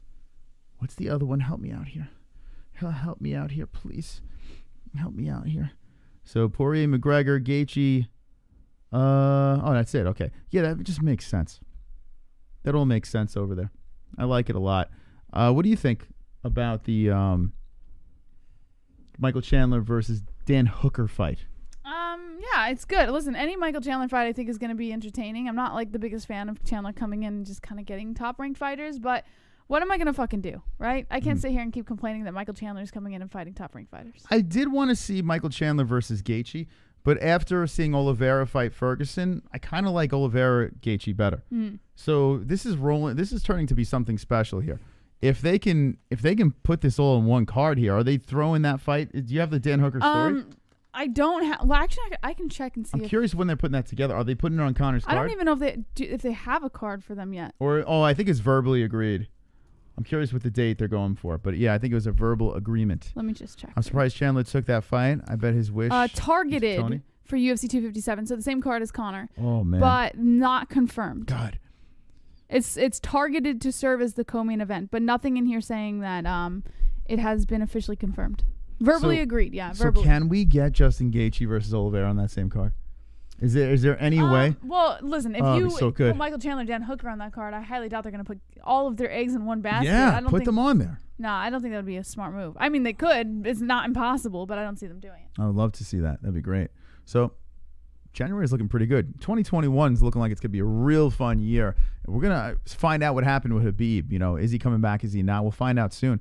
So with the 155-pound lightweight division up for grabs, it's going to be a magical year. Now, I want to say thank you to the people joining us, and I have to pat ourselves on the back like Dana White pats himself on the back. I got to say this. I was thinking about this today. We made the championship belt, right? It's being put together right now. It's being sent out to a BLT, the Goat Milk Champion. I'm really proud. Are you? Yes. Every pay-per-view, someone wins. Wicked World's getting something since he did come in second place, and we feel bad. We kind of fucked him over there with the actual announcement of who won. BLT won. But he's getting a championship belt customized for his name. And every year we're going to do this, and it's just going to get bigger. Like, we're small potatoes right now. We're the only MMA show out there that has a pick'em league where you can win prizes throughout the year. You get a gold belt to throw over your shoulder. I mean, could you imagine winning multiple years and having your room just lined up with goat milk belts? Like, I was thinking about that today. I'm like, that's got to be a magical feeling. BLT is the first ever goat milk champion to hold the strap. Yeah. So much fun. So I got to say this. I'm going to be the next, guys. I'm going to have my own belt next. You got to win a week first, Jesse. I have. It just didn't count. Yeah, it didn't count. I did win a week. I really love what's going on here. I really love how this is coming together, and it's all because of you guys hanging out. It's all because you guys keep coming back, hitting that like button. So whatever we can give back, we will. whatever gifts or giveaways we can do when the sponsorships start picking up again next year. We're going to be giving away more shit next year. So thank you so much. The only MMA show that's fully interactive, the only MMA show that's constantly giving back. Whatever we can, we will. Thank you for being part of this community. And just pat me right over here, Jesse. I mean, I got to say this. I'll pat you too. What a wonderful, wonderful community. Wonderful. No show does this shit. We literally, no show does what the MMA Holes does. Wonderful. Uncle Chrome. Where my nigga Felony at? Well, Coming in. Oh, I heard a knock on the door. Hold we on. have a guest. Felony's actually in studio. No, thank you, Uncle Chrome. Yeah, Felony's coming very soon. We're going to actually call him right now. Thank you to the Uncle Chrome. Thank you. Hey, Martin and Real, how you doing? Merry Christmas. I'm going to say Merry Christmas in the chat. Drop the Merry Christmases here. I want to say hello to each and every one of you. And hopefully you're wonderful. Wonderful. Bro, Askren ain't built for striking. His domain is grappling. I'm with you, Christopher. He will get his ass handed to him if Jake Paul gets in a roped section with him. With boxing gloves on, it would be over. Merry Christmas, Uncle Champ. Merry Christmas, Matt Stone. Eli Reyes, Merry Christmas. Timothy Umana, Merry Christmas. David Isles, I'm sorry if I said it wrong. Merry Christmas. Demula, Merry Christmas. NH, Merry Christmas. Logan, Happy Christmas. La Pink Duck, Happy Christmas. Can't wait for Jake Paul to eat his words and get knocked out by anyone of the real athletes he's called out. I think a lot of people are with you, AS. A lot of people want to see Jake Paul get slept. Merry fucking Christmas, Martin Unreal. Merry Christmas, Two Joints. Merry Christmas, Uncle Boss. Christopher says he's a great fighter, but unfortunately I see Jake taking it against Ben. Also, Merry Christmas. Merry Christmas to you. Oliver, Merry Christmas. Cole, Happy Kwanzaa. David Isla says, an extra drunk Christmas to Savage. Okay. Wonderful. Thank you, drunk. Merry Christmas, Bardo. Merry Christmas, Aunt Ann. Merry Christmas, Real Gamer. Merry Christmas, Brooks. Merry Christmas, Two Joints again, and we see what you did there. Thank you very much, guys. Wonderful. Okay, let's get Felony on the horn. We're going to bring JBH back in the scene and get this popping. It's good to be hanging out with Felony Charles Bennett. I have to say this. He fought bare knuckle. He did a very fantastic, wonderful job. Wonderful. Some controversy. We're going to get to the bottom of this right now. All righty. Felony Charles Bennett. Let's get him on here. Ba-da-da. Okay. Oh, shit. I knew that was going to happen. Hold on a second. I'll call Felony in a second. God damn it, man. What the fuck? The fuck is going on? Let's go to the settings over here. Producer Chris in full effect. General settings. God damn, man. Keyboard, audio, video. Give me 1 second, guys. I apologize. All right, so we have virtual can going. That's not Dillon? No. Oh, okay. Let's see. Audio, video, microphone, line in. Let's do this. Are we getting Felony in here? Yeah. Oh, for fuck's sake. Do you think Felony's going to like my hat? Yes, I think yes. Sound like Sky, Feet MJ, W, Jake Paul, make it a movie and call it a day. Keep talking. Aunt Nicole says, Merry Christmas. You are wonderful. Or, I'm sorry, Aunt Ann says to Aunt Nicole, Merry Christmas. You are wonderful. Okay. Wonderful. Jorge Garcia says, yup. Uncle Champ with the laughing face in the chat. By the way, guys, what are your plans for Christmas? And are you going to be here for the Christmas Eve stream tomorrow night? All right, let's get him on board. That's so weird, man. So I was trying to get the settings right. Gotcha. And so annoying. Gotcha. Let's try to do this. Let's see if this works. I got it. I fixed it, boys. All right, so we're calling Felony Charles Bennett right now. Let's get him on the line and talk about the bare knuckle boxing event that happened. Turnaround G-string. Well, that didn't work out too well. We're going to find out from Felony side of things. Get the Felony story going here. And Felony isn't on. He always does this. He doesn't answer the first time, and then you got to call him back like 2 more times. You son of a bitch. Can you text Mr. Bennett? Yes. Where's my phone? In the bathroom. In the bathroom. All right, so we'll get Felony on here. All right. Let's open up this. But I forgot, man. I didn't know you N-words were. I completely forgot. I'm sorry. That's what he's hunting cockroaches. Felony is on the shitter. It's possible. I mean, listen, we all have to poo. Felony Charles Bennett. Here we go. Legend, man. If you do not know who Felony Charles Bennett is, please, I urge you to go to the YouTube highlights and see what this man has done. Dude's a fucking legend. All right, let me give him another shot over here. Connect. Can't say that, CN. That's the forbidden name. Can't call him that. It's against the rules. Dope district. Crotch critters. He's hunting crotch critters. Did you watch Jake Paul dissing everybody? Yes. Yeah, we covered it earlier in the show. And some people liked it, and some people... Yeah, Jesse, I thought it was amazing. I thought Jake Paul's video was absolutely amazing. Jesse, not so much, right? Yeah. Okay, so Felony's MIA. I don't fucking know. What do we do? Is he live right now? What do we do? Is he live? Let me see. Maybe he's live and he didn't pay attention to the time. He asked to come on our show. I didn't ask him. I'm just going to go out there and say it. No, he's not live. So what the fuck? Felony? Well, hopefully he's not getting arrested. All right, I'll try one more time here. All right, give a minute before you try again. Or I guess you could try again. Yeah, I'm going to try one more time, and then we're going to roll into the news. And if we get a text message from him, I'm sure he's busy. He's a busy man. What the heck, He's a Felony? celebrity, for God's sakes. He made an ass out of himself, but that was the point, so I agree. It was awesome, says Christopher. You talking about Jake Paul? Yeah. Yeah, he gets, like, there's a joke. It's supposed to be incredibly cringy. Like, there's no, you're not supposed to take the Jake Paul thing serious. And if you're taking it serious. Why don't you try calling him? We probably could. You know what I'm going to do? I'm going to give it, we'll just get back into the news. And you send him a text, right? Yeah, I'll just call him real quick. All right, listen, I'm not going to blow up his phone. Just send him a text, and when he gets back, we'll just call him when he's ready. I'm not going to fucking, come on.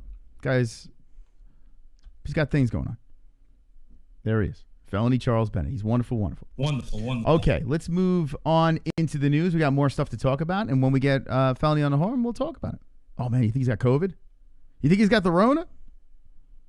Maybe. I hope we can get in contact. I'd like to talk to him before the Christmas holiday.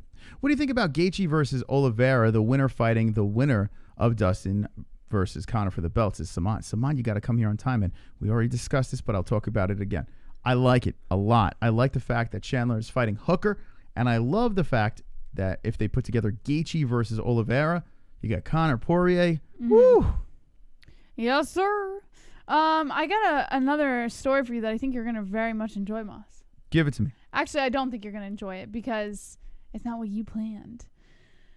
What? Jon Jones. What do you mean it's not what I planned? What does that mean? Because you said Jon Jones is going to fight Stipe Miocic. He's going to be the next fight for Stipe Miocic. And I said, no. Dana White said Ngannou's next. You're like, no, it's not going to be Ngannou. I said if he's ready.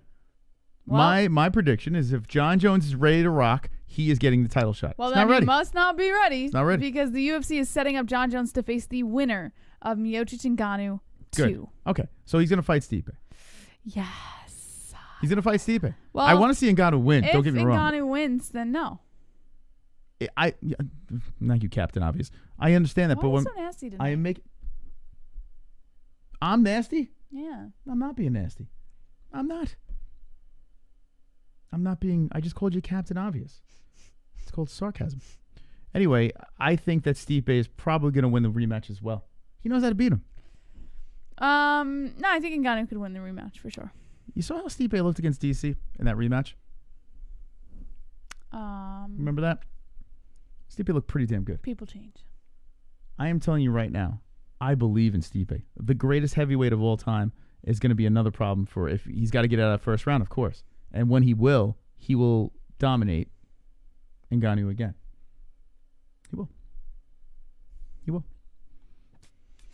Okay. I hope not, because Ngannou's more fun to watch, to be honest. All right, so you want me to read the story? Let me think about it. Hold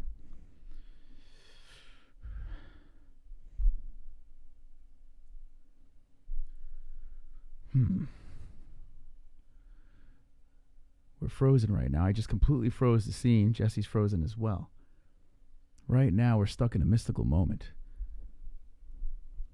Do you think Ngannou or Stipe? But more importantly, should I have Jesse read the article? Let me know in the chat. Should I have Jesse read the article? I mean, let me know. Okay, hold on. Wait, hold on a second. Okay, here we go. Okay, sorry. Okay, Jesse, you can read the article. Okay. All right. According to Milan Ordonez, Bloody Elbow, UFC is setting up Jon Jones to face the winner of Miocic and Ngannou 2 last week. UFC President Dana White gave a bit of an update on the Jon Jones' current status. Here's what the boss man told BT Sport. Jon Jones has been in the UFC 10 plus years. Jon Jones and I had the best conversation we've ever had about a week ago, and he's ready. He's ready to come back. His head's in the right place, and he and I are in a really good place. There is some truth behind his statement, at least based on the most recent report from ESPN's ARIEL HELWANI. Bones apparently is being set up for his heavyweight debut in 2021, and he's getting a high-profile fight right off the bat. ARIEL HELWANI said, quote, the UFC wants Stipe Miocic to defend heavyweight title against Francis Ngannou in March. The title fight isn't a done deal yet, just yet, but that is definitely what the promotion wants, I'm told. In a perfect world, the UFC would like the winner of that fight to defend the belt against Jones in the summer, sources said. Jones had been staying ready and bulking himself up for the bigger boys he'll be facing. He also expects to showcase his takedown game at heavyweight. Okay. I had to get my phone, Jesse. I was listening. And it was wonderful, wonderful. All right, yeah, fighting the winner, I'm cool with that. I want to see Jon Jones get back soon. I really do want to see him fight soon, and I'm interested to see what he does at heavyweight. Yeah. I'm very, very interested to see what he does. We need some bones in our lives. He looks like he's getting swole and sexy. Should be nice and thick by the time that fight is over and done with. I do wish that he was the next fight over there. It's interesting because with Israel Adesanya, with Izzy fighting a Jan Blachowicz at light heavyweight, I wanted to see Jon get back in action here, but I'm having a feeling if he's waiting for the winner of the heavyweight fight, he might be waiting for the winner of the light heavyweight fight too. Right. And he may never go to heavyweight because if Izzy beats Blachowicz, I got to think that Jon might be going back down there and saying, hey, he's getting thick, so maybe not because he's putting muscle on. But there's something that tells me maybe he's waiting to see what happens with Jan. When is this fight going to happen with Miocic? They didn't give a date on when they thought that fight was going to happen. They just said in 2021. I have a feeling Izzy's going to fight Jan before that happens. I can agree to that because they have Izzy Jan for the spring. Yeah, so yeah, I could see that happening. I have a feeling but they're not going to wait too long to put together Stipe and Ngannou because Stipe hasn't fought in a while and the fans are getting restless. So the UFC knows they have to put it together fast. If Izzy smashes Jan Blachowicz, just destroys him, I got to think that the heavyweight plans might be on hold. I have to think that Jon Jones might say, hey, hold on a second, I'm coming back. I don't think so. I think Jon Jones is going to fight at least once for the title, and then he'll go back to light heavy. All right, we'll see what happens. What do you guys think in the chat? The future, the fate of Jon Bones Jones. Walter White says if Stipe wins, he will need a year off before he fights again. Saman says Izzy has a big chance to become the first triple champ. Uncle Champ says Polish power for sure. AS says, what's your opinion on Jon Jones at heavyweight? I see him dominating, but the real question is how much weight do you think he put on, and will that slow him down at all? I remember saying when Jon Jones had announced that he was going up to heavyweight that this could be the best thing that ever happens to him or the worst thing that ever happens to him. And you can say that about any fighter that really moves up because you see some fighters become more plodding and slow and they gas easily when they move up. But then you see other fighters who use the weight to their advantage and they're healthier and they come in freaking full-blown swinging. So I'd like to say that Jon Jones is going to come in with the second option. But these are really fucking tough guys Jon Jones is going to be facing. And it's difficult for me to look at the division and be like, Jon Jones has got it. He's going to dominate. I can't say that because these are fucking tough-ass dudes at heavyweight. All right. Chat, thank you for your comments over here. I hope Felony's all right, man. I hope he's okay. Try calling him again. Hope he didn't get into trouble. Do you want me to call his cell phone? It's a little weird. Something's a little peculiar here because I can call his cell phone. I'll call usually he's good to go. I got it. I'll call Wait, hold on. You're going to call him on that? I should just call him on the air. No, because what if you don't hang up before it says his number? What? What are you talking about? It's not going to say his number. Do you want me to call him or not? No, I can call him from here. I can call him from Skype. His Skype. No, don't call his Skype. I could call from Hangouts. I actually call his phone. All right, so call his phone then. What are you But it's doing? not the same without the visual. We need the visual. No, call his phone and see if he's okay. No, well, I'll call after the show. If he's gonna blow us off, I'm not gonna fucking. You know what I'm Try saying? Skyping him one more time. All right, we'll try with Skype. Yeah, Felony's supposed to come on. I don't know what's going on, man. Let's see. Let's give him another ring.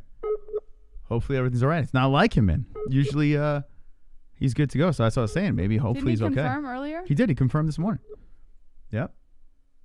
So that's what I'm saying. Like, this is very unlike him. So I'm hoping everything's all right. You know, listen, dude lives in a tough place, man. He's got a lot going on there. You know, times are rough for Felony Charles. That is a little weird. That Yeah, it's odd. A little worried about the guy. Okay, no answer. I mean, I could call his phone, but then should I call? Just call on air? Yeah, well, if you want, just call and see. Wonderful, wonderful. Hold on, Chrome. The only person Jones has lost to is the judge. That's who Jones should fight next. Thank you, Chrome, for bringing us to the mistletoe room. And I get the joke, and that's wonderful, wonderful. Wonderful, wonderful. Thank you, Chrome. Appreciate that. All right, I thought I fixed the problem with Skype too. I didn't.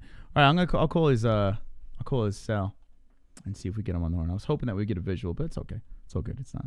We'll just get his thoughts. He probably won't answer because he won't recognize that. You're not calling from your number. We'll see. We'll see. All right. I do want to hear what he has to say about Tyler Goodjohn. That is weird, right? Yeah. Hope he's all right. Felony's one of the few guys within this whole MMA world that we really like, man. Like, just as a person, he's a good guy. So, hopefully he's okay. All right, let's go like this. Everyone else we couldn't give two shits about, right? Just kidding. I'm kidding. All right. Where's the number? Cucumber. Should we leak it online like that weird show? Maybe not. Yo, Uncle Crow. Wonderful, wonderful. Waffle, waffle. Felony is trying to find a Wi-Fi hotspot. Maybe. Possibly. Yeah, I don't know where he's at. All right, let's see. Let's do this. Okay. All right. Okay, that's right? Just make sure you hang up before, if it goes to voicemail, before it hits his number. Gotcha. All right, we'll try to give him a ring. Whoa, fucking loud. I'm sorry, the person you were trying to reach. Whoa. His phone's out of service? The fuck? Did he forget to pay his bill? Well, that answers that. Is that the right number? Oh, shit. Where's recent calls? Was that it? I think that was it. Yeah, you had him. So his phone's out of service. Yeah, his phone is. Oh my goodness, what a mess. Well, yeah. Listen, I follow Patreon, but I'm not a moderator. So see, and wait, hold on a You second. didn't sign up for the moderator patron package. Hold on, check. Maybe you did. Check our emails. What package are you in? If you're the proper package, we're gonna throw a wrench in your way, man. Doesn't look like it. I don't know. Let's double check. No.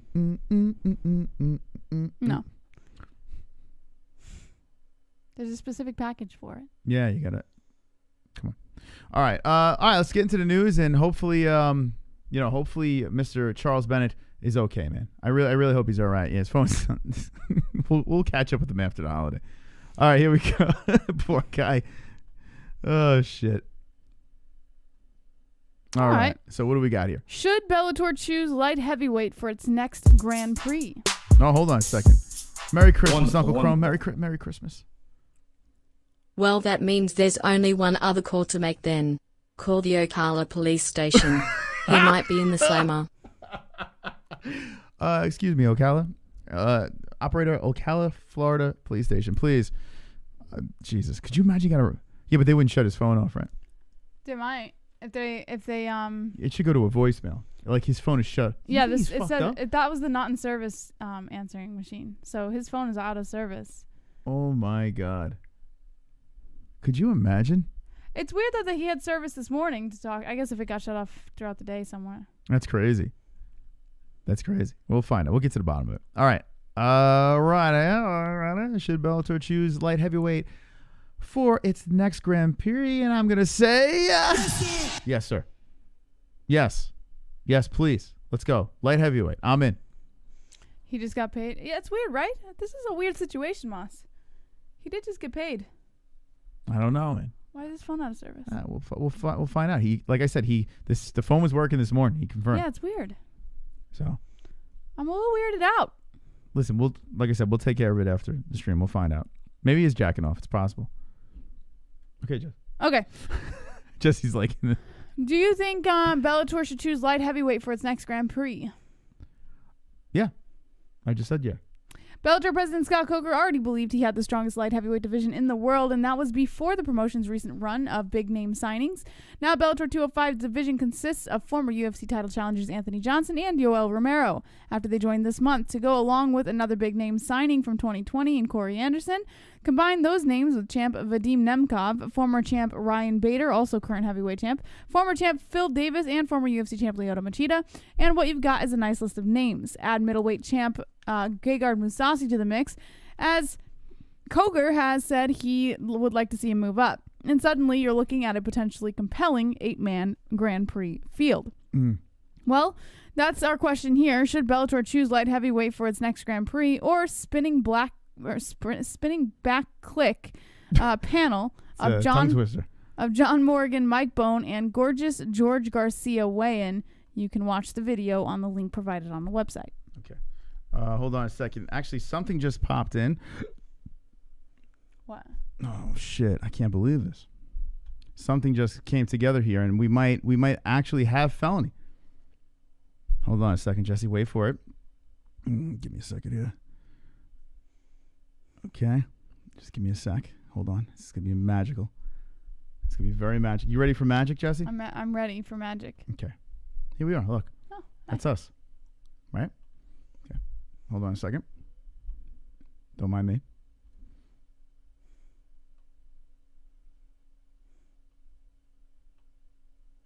Okay.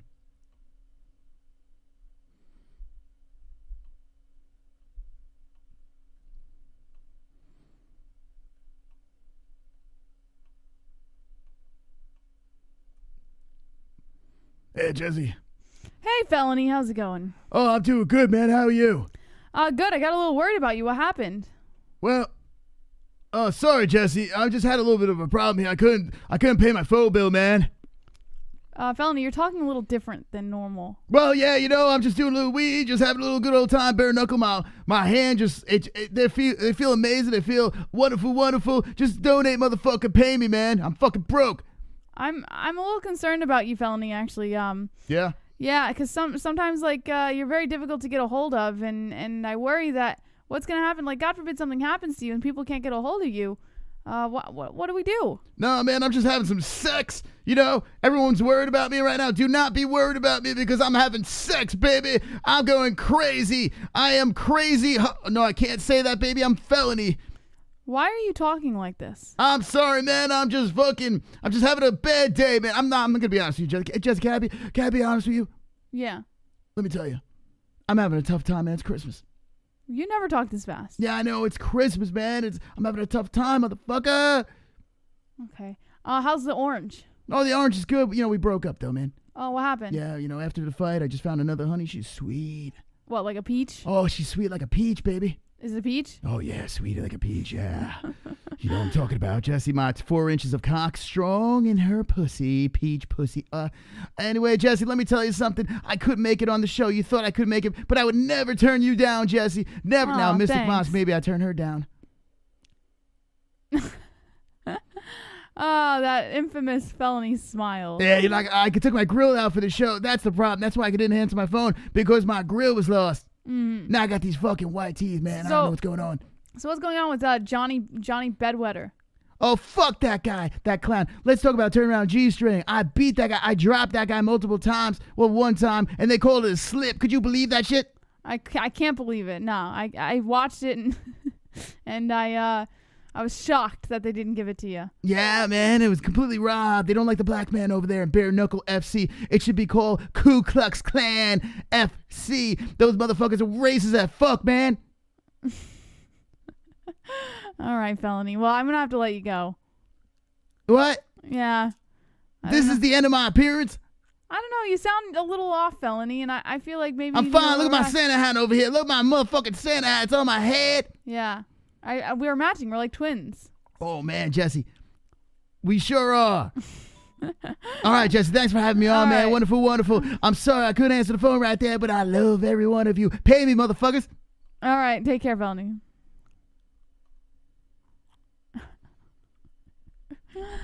Oh, God. Well, thank you, Felony, for taking time out of your busy schedule.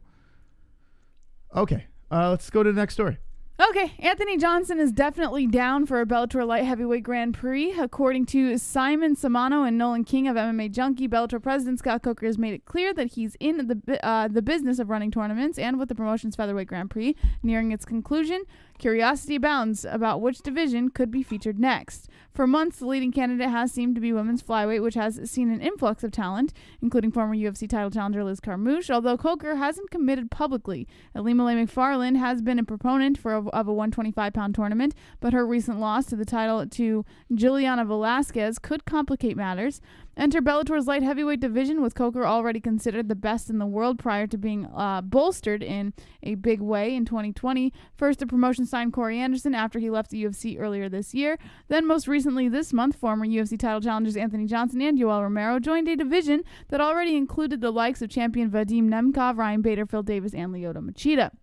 Johnson recently told MMA Junkie, quote, "Man, I'm used to Pride. You know what I mean? When they had the tournaments and stuff like that, you know what I mean? If I could do stuff like that, I'm definitely down." While Bellator's ongoing featherweight Grand Prix featured a 16-man tournament field, the promotion has run 8-man tournaments and both heavyweight and welterweight, which were won by Bader and Douglas Lima, respectively. Okay, let's go, Rumble. You got your ass whooped in Submission Underground, but now you can throw some punches in Bellator. Let's hope that the old Rumble comes back and we got some carnage. Rumble. This is a perfect time for Bellator, the PFL, to kind of, take the main stage. Yeah. The UFC's taking a break. Mm-hmm. What has to happen now is Bellator's got to get some big news going. PFL has got to get some big news. Every other MMA organization out there has got to really make a move, because this is the time. This is the time to pounce. So, like, big signings or just crazy stuff happening. Let's go, man. Drop some bombs on us, because we got nothing to talk about. We're literally talking about Jake fucking Paul and his video he threw out there, a YouTuber, for God's sakes. So, Bellator, I hope you can capitalize on this big situation. Rumble Johnson's a nice one. I'm interested to see Rumble fight. But let's go. Let's do it. Let's get this party popping. Yeah, I'm very interested in it, I have to be honest. Now, Moss, you like Jordan Levitt. He is very fun. Yeah. So there was a lot of negativity. As much as you were hyping this guy up, a lot of negativity following his post-KO celebration. Because people don't like homosexual celebrations, apparently. I like it. He's not homosexual. No, homosexual celebrations. What makes his celebration I never said homosexual? he was homosexual. I'm saying homosexual celebrations apparently aren't taken very well here. What is a homosexual celebration? A dazzling spin with a split. So a like fun dirty and exciting dancing. celebration. A dirty dancing celebration would, yes, be considered as a non-masculine celebration. Yes. So some people aren't like that. Non-masculine meaning homosexual. Yes. But I said I like it. I like a homosexual celebration. Listen, at the end of the day, Jordan Levitt responds to the negativity and those types of comments following a post-KO celebration at UFC Vegas 16, saying, "Grow up." Pretty much. Grow up. According to Mike Heck. What were they saying about it? According to Mike Heck of MMA Fighting, Jordan Levitt's successful UFC debut left an impression on people in a big way. While it was mostly for good reasons, others had an issue with how things played out after the victory. Levitt delivered one of 2020's most memorable finishes when he knocked out Matt Wyman with a ferocious slam just 22 seconds after their lightweight matchup began at UFC Vegas 16. The Monkey King has had a high finishing rate through his amateur and ongoing pro career, but it was the first time he got his hands raised with the method of victory. He said, quote, "It took until my 12th fight to get a knockout, and it was my biggest on the stage. I'm a main card in the UFC. I didn't see it coming that way via a Rampage Slam. I definitely don't train for that one, so that was cool." The knockout was as impactful as it was scary. Wyman went out cold immediately upon impact, and Levitt had the wherewithal to know his opponent was done and to not inflict any further damage. Following the win, Levitt dropped into his signature post-victory split, something he has done in the aftermath of just about all of his wins. Because Wyman was unconscious, some were critical of how the 25-year-old handled himself. Bruce Buffer went on to announce the official decision, and Levitt continued his celebration with a pair of coach-assisted lifts, as seen in the movie Dirty Dancing. And I had the time of my life, and I never felt this way before. Oh, I swear it's the truth, and I owe it all to you. I like to beat the face, and I don't know the word.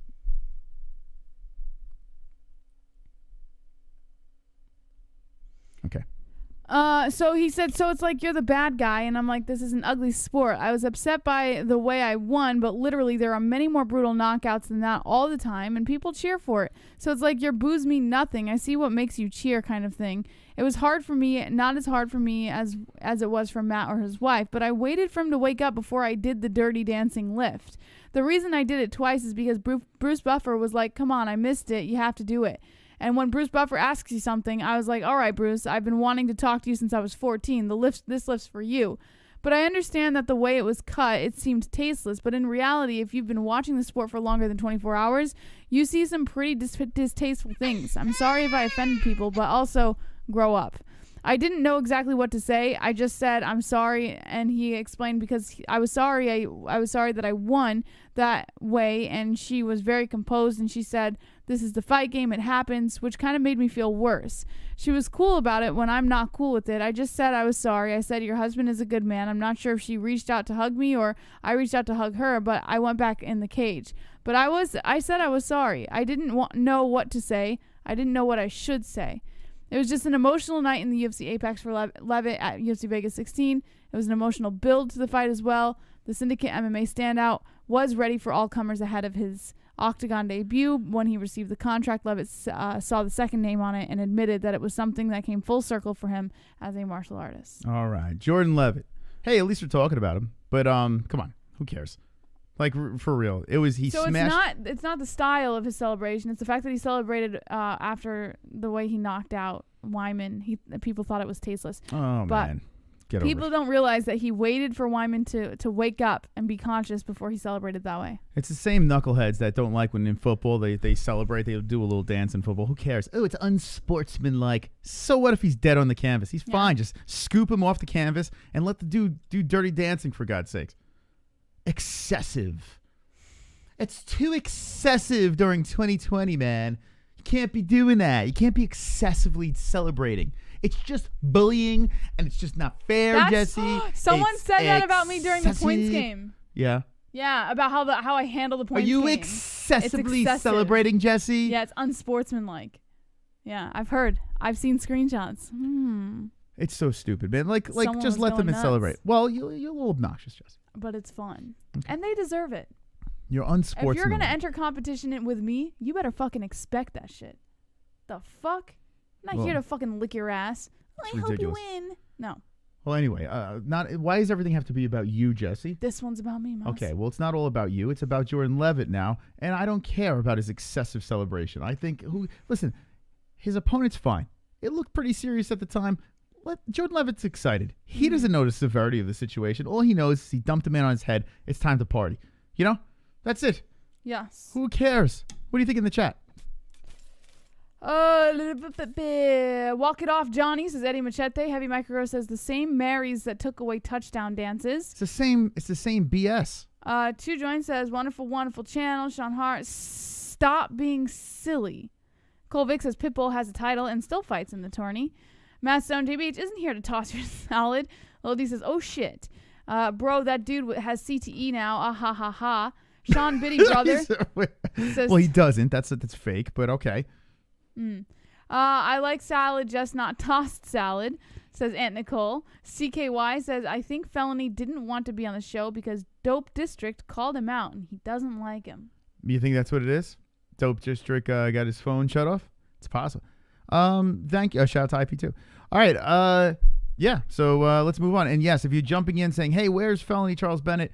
Well, he just Hey, man. Hey, man, I just couldn't make it, man, all right? So my phone's not working, but don't worry. I'll be back on the MMA holes again. Wonderful, wonderful. So there you go. There's your felony. Unfortunately, you can't make it tonight. All right, let's move back into the news. Anything else that we get to talk about? Yeah, Devontae Smith versus Alex De Silva is set for February 6th UFC event. So in about 2 months, you can look out for this one. Smith has been out of action since suffering a knockout loss to Kama Worthy at UFC 241 in August. King Cage later injured his Achilles during a practice, which required him to undergo surgery that prevented him from booking any fights in 2020. Prior to the Worthy loss, Smith had won 6 straight fights. His first 2 UFC appearances both ended in first-round knockout victories. De Silva competed once in 2020, losing a unanimous decision to Brad Riddell at UFC 253. He is 1-2 in the UFC so far, sandwiching a win over Rodrigo Vargas with losses to Riddell and Alexander Yakovlev. All but one of the 24-year-old's wins have come by way of knockout or submission. A heavyweight bout between Alistair Overeem and Alexander Volkov is expected to serve as the February 6th main event. All right. Okay. That's good stuff. It's wonderful, wonderful. I like more carnage. Wonderful. And I want to look here. Did the UFC, when you look at events, when you just go to the UFC.com, you hit events. Wait. Uncle Champ!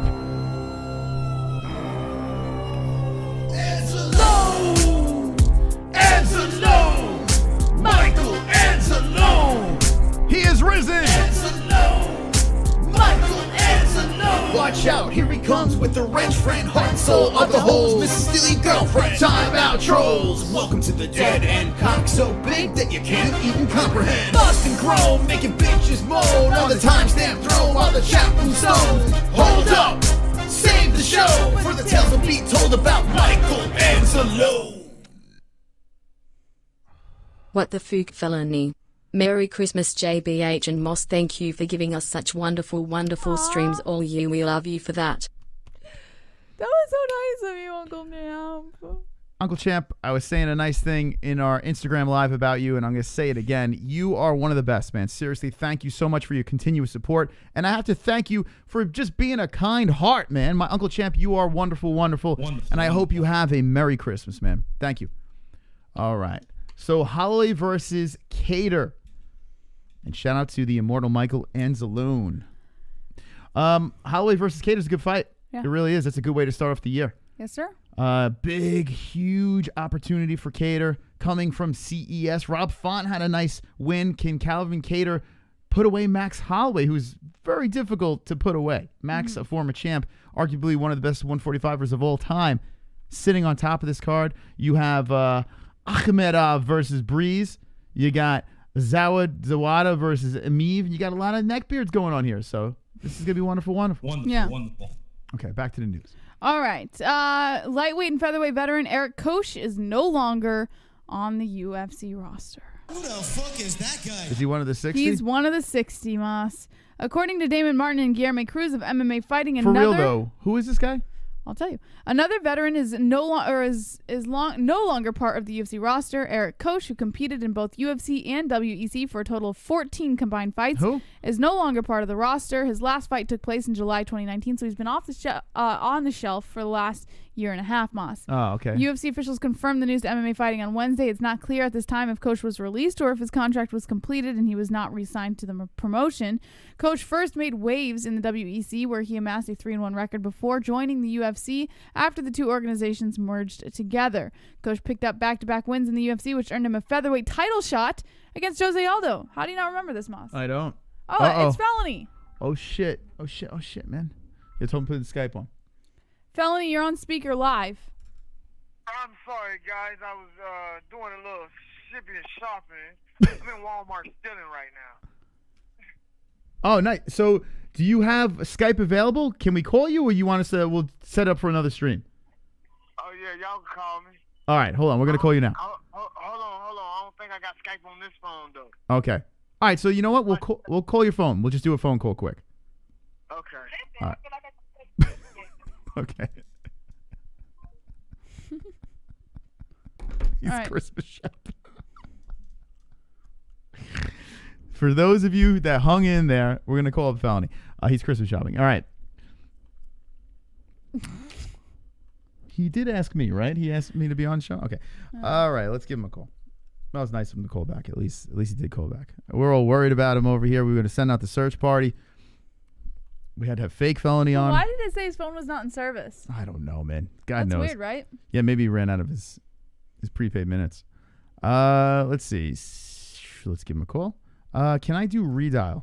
That would be nice. Here, I'll just give you the number. What the fuck is... Okay, you're going to have to give me that thing again. All right, we're going to call up Felony. We're going to get him on here, man. It's the Christmas... We got to get the Christmas spirit going here. He's shopping. Okay, here we go. He's shopping for a hose. I don't know what he's shopping. We got to find out what he's shopping for. He's at Walmart. Walmart or Walgreens? Okay. All right, let's call him up. Sitting from the computer making fun of people. He's getting a new phone. Maybe Santa will bring me a pocket pussy. Oh, God. Okay, let's get him on the horn. I'm sorry, the person you are trying to reach has a voicemail box that has not been set up yet. Okay, Please. all right, listen. Tell him, just text him. All right, don't even call him back. Just text him, say, hey, listen, we'll do it properly. We'll set him up for another show. Say it went straight to voice. I didn't want to dox his number. And he's busy, so let's get him when he's not busy. How about that? Who wins, Jake or Ben? I'm going to say Jake Paul in a boxing match will piece up Ben Askren. I'd rather have Ben win, but I would say yes. Ben Askren would be in for a long night. Say we just tried to call. It went straight to voicemail. We'll set it up for another time. Merry Christmas. Nate Diaz better stick to MMA. He can't box. Nate Diaz can't box? What? You crazy? Nate Diaz is a pretty good boxer. Felony's weed box is full, bro. He's super busy, man. He's a busy man. He's a celebrity, for God's sakes. Yeah, I'd rather have him on. We'll get him on a. Yeah, all right. We'll talk to him after the show. We'll get him on for. We'll make sure. I'll make sure I remind him throughout the day.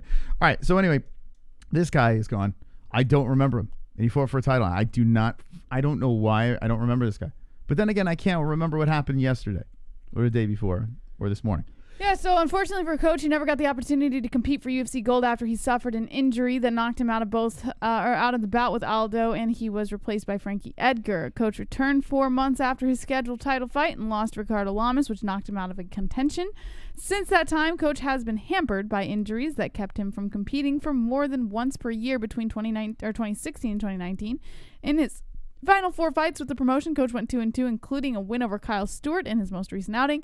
Just recently, UFC President Dana White confirmed the promotion would be purging the roster after numerous new signings throughout 2020, and it appears Coach's time with the organization has come to an end. If you're just jumping in, unfortunately, Felony Charles Bennett will not be on the show, but we will get him back on soon. Talking about Jake Paul, I noticed a lot of people jumping in the chat now that have just popped in and are wondering what is going on with Jake Paul. We play the video at the beginning of the stream. Quick thoughts here. I would like to see Jake Paul compete against Ben Askren. It would be fun. I like the circus. I'm down with this thing, man. I would like to see the Dillon Danis fight. I would even like to see the Conor McGregor fight. The one fight that doesn't make sense, though, is the Conor McGregor fight. For Conor. For Jake, it does. Even if he loses that fight, it makes total sense. Michael Bisping, who was called out in this video, I don't think that makes any sense. Jesse did confirm that Jake Paul's people called out Michael Bisping. Honestly, Bisping will destroy Jake Paul. I don't care how old he is. I don't care how many eyes he has. I truly believe that Michael Bisping would box him up bad. Yeah. I really think he would walk him down and hurt him. So I don't know about that. That would be great. If Michael Bisping agreed to that, or if they could pull it together for that, I mean, that might be the one I'd be most excited about. Mm-hmm. With one eye? Yes. What would you want to see out of that group there? What's the fight? And let's take out Conor because Conor's fighting Poirier, right? Who would you like to see? Ben Askren, Dillon Danis, Michael Bisping, and who else is there? Is there anyone else? Nate Diaz. Yeah, he's not really in the mix. I would like to see Nate. If Nate was there, I'd rather see Nate over all of them. But let's take Nate out. Let's talk about reality. Yeah, I think Bisping would make for a tougher competition for him, for sure. So, but what would you like to see, is my question. Yeah, Bisping probably. If I couldn't choose Conor, I would say Bisping. Okay. So you would like to see Michael Bisping. Okay, let me know in the chat who you would like to see for Jake Paul, who's been all over the place. Food Truck Diaries episode was with Danis, came out this morning, says Block Legend. Did bring that up earlier in the stream. I guess we'll touch back on it again because I know people come in late, so give you your respect. Yeah. So, listen, I believe that was staged. I believe that. I don't know if Dillon Danis knew about it. I think Brendan Schaub was in on it though. I just had this weird feeling like watching this thing that Brendan Schaub kind of had an idea that the Paul brothers, something was gonna go down. Yeah. How was this leaked that this was gonna be filmed? You know, at this day, you know, they had it all planned out, so something had to get leaked. I have a feeling Brendan Schaub was in on the joke, considering he had Logan Paul on not too long ago. So I would have to think that was planned. Another thing, why the fuck is Brendan Schaub interviewing Dillon Danis? Like he's an MMA fighter. I watched the episode today, and I'm watching this thing, and I'm like, I understand he's an established jiu-jitsu artist, but for real, out of all the guests that Brendan Schaub has had on, besides Logan Paul, they're all legit people, like straight up legit athletes, legit fighters. Dillon Danis is a legit person. It's BJJ, just not, yeah, but I mean, it's just not like someone that people care about. Fixed, man. I mean, that whole thing, not fixed, but it was planned. It was pre-planned. And I get it, man. It's all about the clicks and the views. But if anyone believes that was like a real encounter, like, you're out of your mind. Absolutely. Did you watch any of that? The clips? Yeah, I watched the what you retweeted, the where they clipped it, that part. I saw that, and it didn't look real to me. It looked pretty fake. Yeah, it was... Jake Paul said he had an insider, says MJ. I mean, he had to have, because he has to know where it is. Yeah, I mean, listen. He has to know what time it was how happening. does he know to show up and find Dillon Danis at that exact spot at You that need exact time? to fill up water balloons, you know? Was it water balloons? I thought Oh, it was yeah. just toilet paper. Oh, water balloons. First water balloons, followed up by toilet paper. Real adult move by Jake Paul. Now, as much as I'm joking around about this, I like it. I'm in. I'm into the shenanigans. It's all pre-planned. It's WWE BS. The best is Dillon Danis on this Food Truck Diaries is saying that, oh man, if I wanted to jump on that truck, there's like 5 guys on the truck. And he's like, I would have strangled all of them.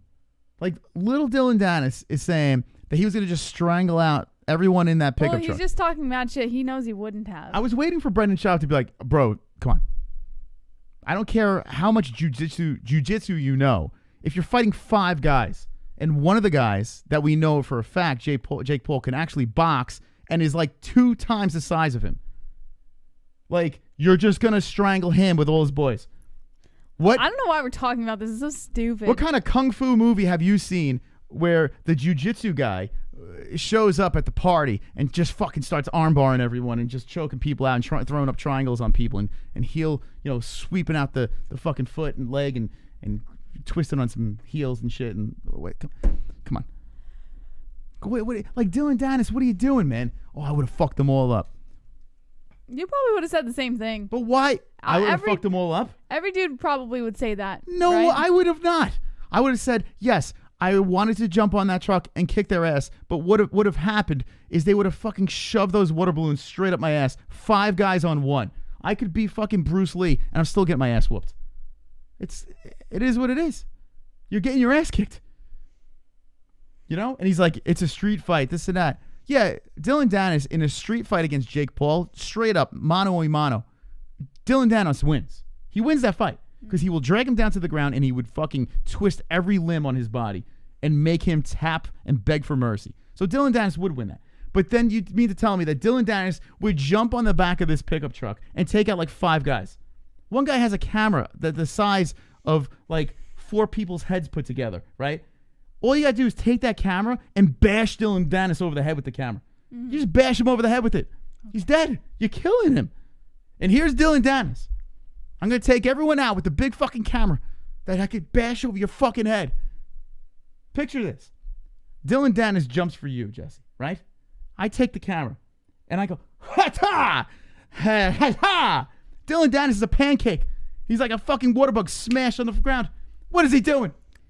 Come on. Come on, Dillon Danis. You're not fooling anybody. No, he's not on the Paul train. He's just on the anti-Danis train. I am not on the anti-Danis train. I am anti-people who say really stupid things and expect us to believe it. Train. No one believes that Dillon Danis was going to jump on that fucking pickup truck with a bum knee, by the way. Didn't he just have Yeah, I think he had a surgery. Knee surgery or some yeah. shit? My God. It's crazy. It's crazy. So watch Food Truck Diaries and watch Dillon Danis brag about how he's going to go on there on that fucking truck and beat them all up. What is he, fucking Why Steven do you care Seagal? so much? It's so. What's going on? No, it's picture so picture fucking Dillon stupid. Danis on the back of this truck just fucking twisting everyone into pretzels. Just put that in your mind. Can you see that in your mind? I could totally not see that in my mind. No one can. No one Dildo Dennis was doing Newton. Heavy Microgirl, nah. Sean Hart from Snowman, that's true. It's all a circus. Uncle Mike broke Chris's anti-diaper changing. Uncle Jim says Dylan would have jumped in the truck and ankle picked everybody. I would have laughed my ass off if his knee blew out chasing the truck. The best is when you watch the Food Truck Diary, he was walking back after he chased the truck. He was walking back and you could see a little bit of a limp. So it actually is pretty fucking funny. You know, this dude it's just unbelievable. But listen, it's content, right? That's what these people are doing. They're looking for clicks and views. So I get it. I get what they're doing. It's just, it's gone completely WWE with those two. Chris will regret not practicing when Ellie has massive surprise in her Pampers. Chris knows how to change a diaper. What? Practicing for what? Changing a diaper. Who the fuck practices change? Who the? He knows how to change a diaper. I'm not going to practice. He doesn't need to practice. I don't know how to change a diaper, but I'll Yes, tell you you this. do. I have no idea. Yes, you do. I have no fucking Your clue. nephews? I've never changed my nephew's Not diaper. once? Never, no. I have highly no doubt clue. All I know is you got to lift the legs up. You got to fucking take a water hose or some shit like that.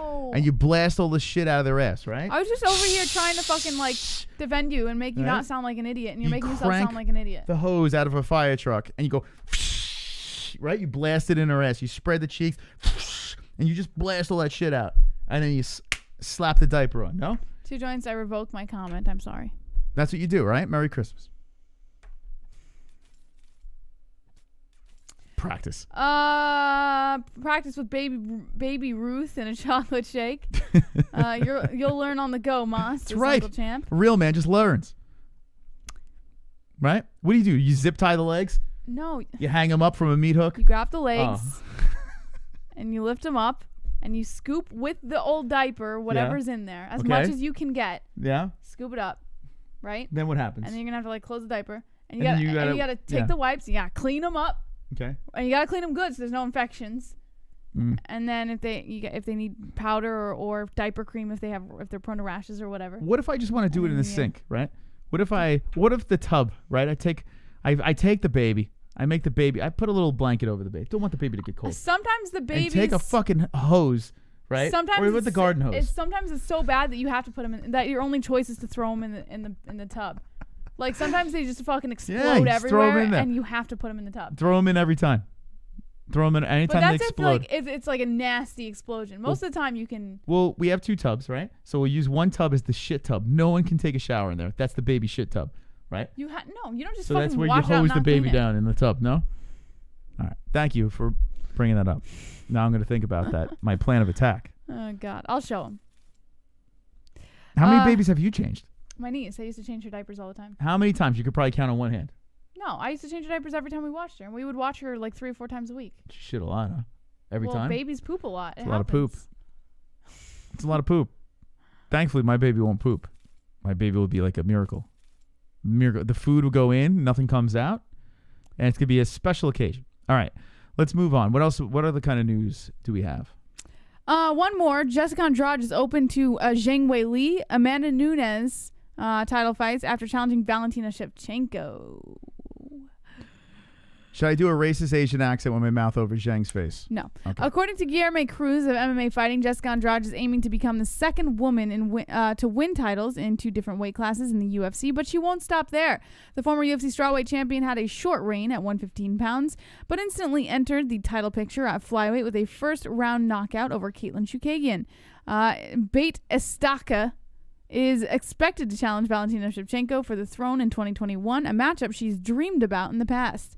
Andrade said in an interview with MMA Fighting she wanted to fight for the flyweight belt after knocking out Rose Namajunas in Brazil, but the company paired her up with Zhang Weili instead. In the end, Zhang took her gold in China. Back to the winning column with a devastating finish over Chookagian in her 125-pound debut, Andrade won't narrow her options to one weight class only. Andrade knows that holding 2 belts is no easy task. So far, Amanda Nunes was the only fighter to change weight classes multiple times and defend both titles while still holding them simultaneously. Other dual-division UFC champions have been stripped of one of their titles before getting the chance to defend their second one, reigning as the UFC bantamweight and featherweight queen. Reaching to the top of both of the strawweight and flyweight divisions would be very difficult and therefore a bigger feat than Nunes and in Andrade's eyes, because both divisions are stacked, so it would be very hard to accomplish. The Lioness defended the 135-pound belt 3 times before moving up and challenging Chris Cyborg in 2018. Nunes entered the cage twice in 2019, defeating bantamweight contenders Holly Holm and Jermaine Durandamy before dominating 145-pound challenger Felicia Spencer this past June. Andrade won't look past Shevchenko or underestimate the heavy task that is claiming a pair of belts in the UFC. She won't rule out going for a 3rd belt either. I'm going to say something that's going to blow your mind, Jesse. What? Your mind is going to explode. Yeah? Weili Zhang looks like someone that you have never imagined before, right? Who does she look like to you? Like a celebrity. What kind of celebrity does Weili Zhang look like? Someone with big cheekbones, maybe. Yeah. Well, how about this, Jesse? How about Conan O'Brien? Now, I know this is a far-fetched thing. It's not that far-fetched. I saw it Hear me instantly. out. Hear me fucking out. I bet no one in the MMA community has noticed that Weili Zhang looks exactly like Conan O'Brien. Like, for real. So, for reals. It's pretty funny. Like, what in the holy hell? I'm looking at her, and all I see is... It does look kind of like Conan. Triumph the Insult If her comic hair book. was orange. Right? Is that not weird? That's fucking funny. I wish you could find a better picture because that doesn't do it justice. Jesse, that's fucking Conan O'Brien. Like, what the holy hell? You can see it, right? Oh, my God. Yeah, it's pretty funny. That's actually really close. Yeah. Who the hell put that to? I mean, Jesus. I've solved a mystery here. Oh, my God. Oh, man. I can't wait to watch Conan fight again. That's funny. Conan O'Brien. Conan Zhang. Oh, my God. So who does Jessica Andrade look like then? She looks like that Karate Kid. The Karate Kid? Yeah. All right, let me see. Ralph Macchio? Yeah, Is that what you're saying? his name is. Okay, let's look But for as it. a kid, not as an adult. Let's As see, an Ralph. adult, he looks goofy. You're saying Ralph Macchio. All right, tell me in the chat, who do you think As a kid. Jessica Andrade looks like? No, not as an adult. Oh, actually, this one. No, this it's picture over here. goofy.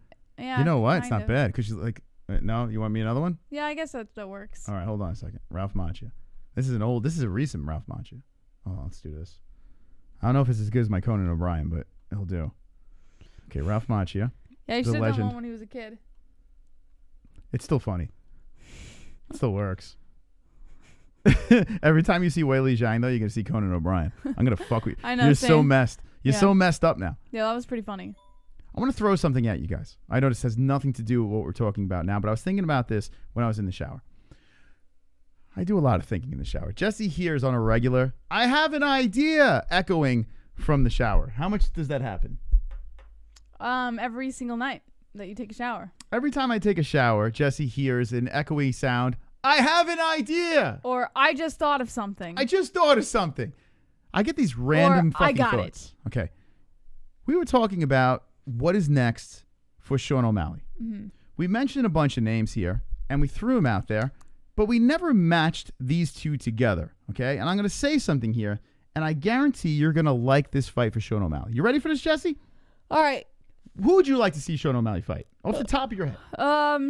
Who would I like to see him fight? Nobody. You ready? What? He's a veteran. Okay. He's a legend. Aldo? He was never a champ in the UFC. In the same division? Bantamweight? Think. Is he a top-ranked fighter? He was. But not anymore? Not quite. He fought Piotr Jan not too long ago. Sterling? No. Oh, he didn't fight Jan yet, right? No. Um, He has an ass on his chin. Faber? Uriah Faber versus Sean O'Malley. Think about it. Think about this.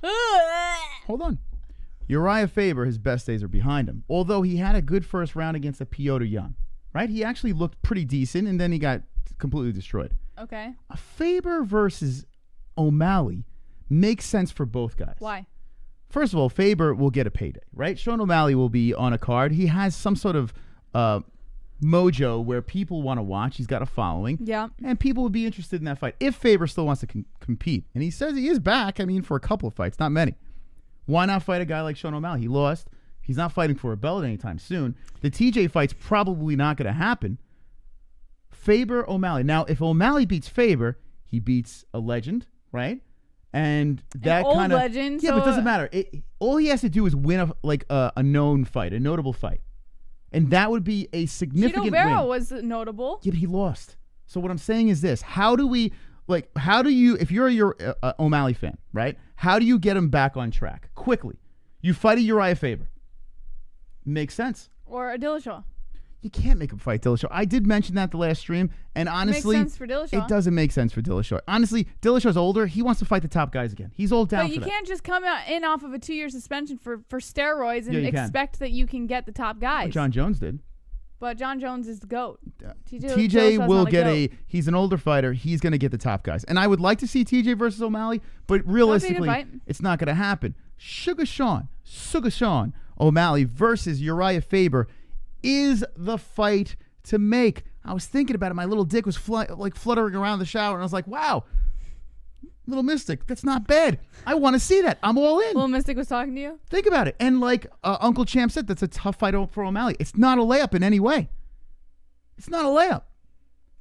And if Faber beats him, that's just another notch, you know? Took out a young kid. I'm not opposed to it. I don't think, I find it weird because Faber's an older legend. You're talking about like, oh, if O'Malley beats Faber, he's like the next best thing. It's not. Like, he is an older legend, a little more run down, not in his prime anymore. So like, yeah, I can understand where you're coming from. I'm not opposed to it, but there's a part of me that's kind of like, so? Yes. All right, so if Sean O'Malley doesn't fight TJ, which is a pretty much 99% chance that that's not happening, right? He should not be rewarded TJ Dillashaw, which is not a reward because TJ's very good. It's not a reward, and he's coming in off steroids. But Sean O'Malley lost his last fight, so why would he earn a fight against TJ Dillashaw? It makes no sense. Is Dillashaw still ranked? Is he even still ranked? Of course he's going to be. The dude, listen, he got popped for steroids. He's back. He's in the mix. He's going to fight one of the top guys. So take Sean O'Malley out of the TJ. Get it out of your fucking head. It's not happening. As much as it would be fun. Lot. So what would be the fight? Faber makes sense. It's not a bad fight to put together. You're not wrong. And it would be a good way to push him after coming off that loss. But I don't know. There's something about it that, I mean, it intrigues me. But if I had to choose, I know Dillashaw doesn't really make as much sense, you're saying, but I would rather Dillashaw over Faber. Okay, listen. And I would rather Santa Claus give me a blowjob, but that's not happening anytime soon. You don't like my blowjob? Listen, yours is good, but the beard tickles. What do you think in the chat? Faber versus O'Malley. Give me your honest opinion. What do you say? Jesse's there? I'm like, my eyes lit up. I'm Yeah, like, it's not this a bad is idea. the fight to fucking make. It's not a bad idea. Faber versus Dillashaw. You can't have that. I want Conor McGregor to fight Satan, and that's not happening. Like, Faber versus... Oh, actually, you can. I'm sorry. You can make that fight. Sean doesn't deserve to draw TJ would bring... I'm sorry, draw Frost. TJ would bring, says Heavy Microgrow. It would be a big shame for Faber to fight O'Malley, says Saman. Well, if you can't put together the TJ fight, right, versus Faber, which probably TJ's probably like, nah, that ship has sailed, If Faber still wants to compete, which I don't know if he does, like he came back, it didn't look very good for him, but he still said he's down. Why not throw him a fucking Sean O'Malley? Why not? Mirai says Cole Vic. You know what I would do with Mirai? I would feed him to TJ. I would feed if you're gonna put TJ in there against one of the top guys, I would put TJ versus Mirai. Because if Mirai beats TJ, he's right back in the mix. And Mirai has to do everything he can. I mean, he's literally he's not on a good run. So I would do that. I kind of like that fight. Let's see what the chat says. Good idea, champ. Cody versus O'Malley. So they've been trying to work on this thing. I just think after Cody beat fucking Sun Xiao? That was the dude he knocked out, right? It was a Sun Xiao? I mean, he literally is in the picture for knockout of the year. He beats a Sun Xiao. Why in the hell would they make him fight O'Malley? It makes no sense. It really makes no sense. He's one of the candidates for knockout of the year in his last fight, and he was about to fight for a flyweight belt, former champion. You don't give him O'Malley. It just doesn't work. Let's see, TJ versus Edgar. I like that, but Frankie is fighting Sandhagen, so we can't do that. See, TJ's coming back soon, so we gotta figure this out. We gotta get to the bottom of this, and we gotta figure out what's the Sugar Show doing, because I'm sure the UFC doesn't want to keep this guy shelved. He's clearly got a following. Uncle Sam says knockout of the year for sure. MJ says Cody versus TJ for redemption since TJ was juicing last time they fought. I do like that fight. I do like that storyline, and for some reason, I don't know if TJ's going to go with it. CN says Edgar versus TC3. Simon TJ versus Edgar. Medgas guy. When are we going to get tired of watching these young lions beat up the old veterans? That's what I'm saying. Like, and this is all I was saying. I like the Faber. I like your idea of Uriah Faber versus Sean O'Malley. But there was something weird about him coming in. Yeah, he's a legend, but he's older, and it's a little weird. Like, I don't know. Like, there's something weird about that fight. We're not seeing young lions beat up old. That's not. Do you think not Sean O'Malley would win against Uriah Faber? That's not the case. Look at Glover. Like, do you think Sean O'Malley would win against Uriah Faber? I think he could, but I honestly would pick TJ in the fight. I think TJ. Sean would beat O'Malley and Uriah Faber. Yes. Here's the thing. Not TJ. I mean Uriah. Excuse me. I pick Uriah. I'm getting my names mixed up. I would pick Uriah all day. Old Uriah Faber. Excuse me, over Sean O'Malley. I honestly think it's easy money. Easy money, baby. Listen, O'Malley's brittle, and Uriah Faber is a guy that doesn't get knocked out. The last fight, yes, he got annihilated by the champ, for God's sakes. The guy is the champ, okay?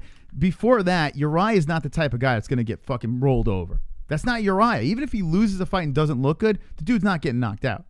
So the fact that what Piotr did,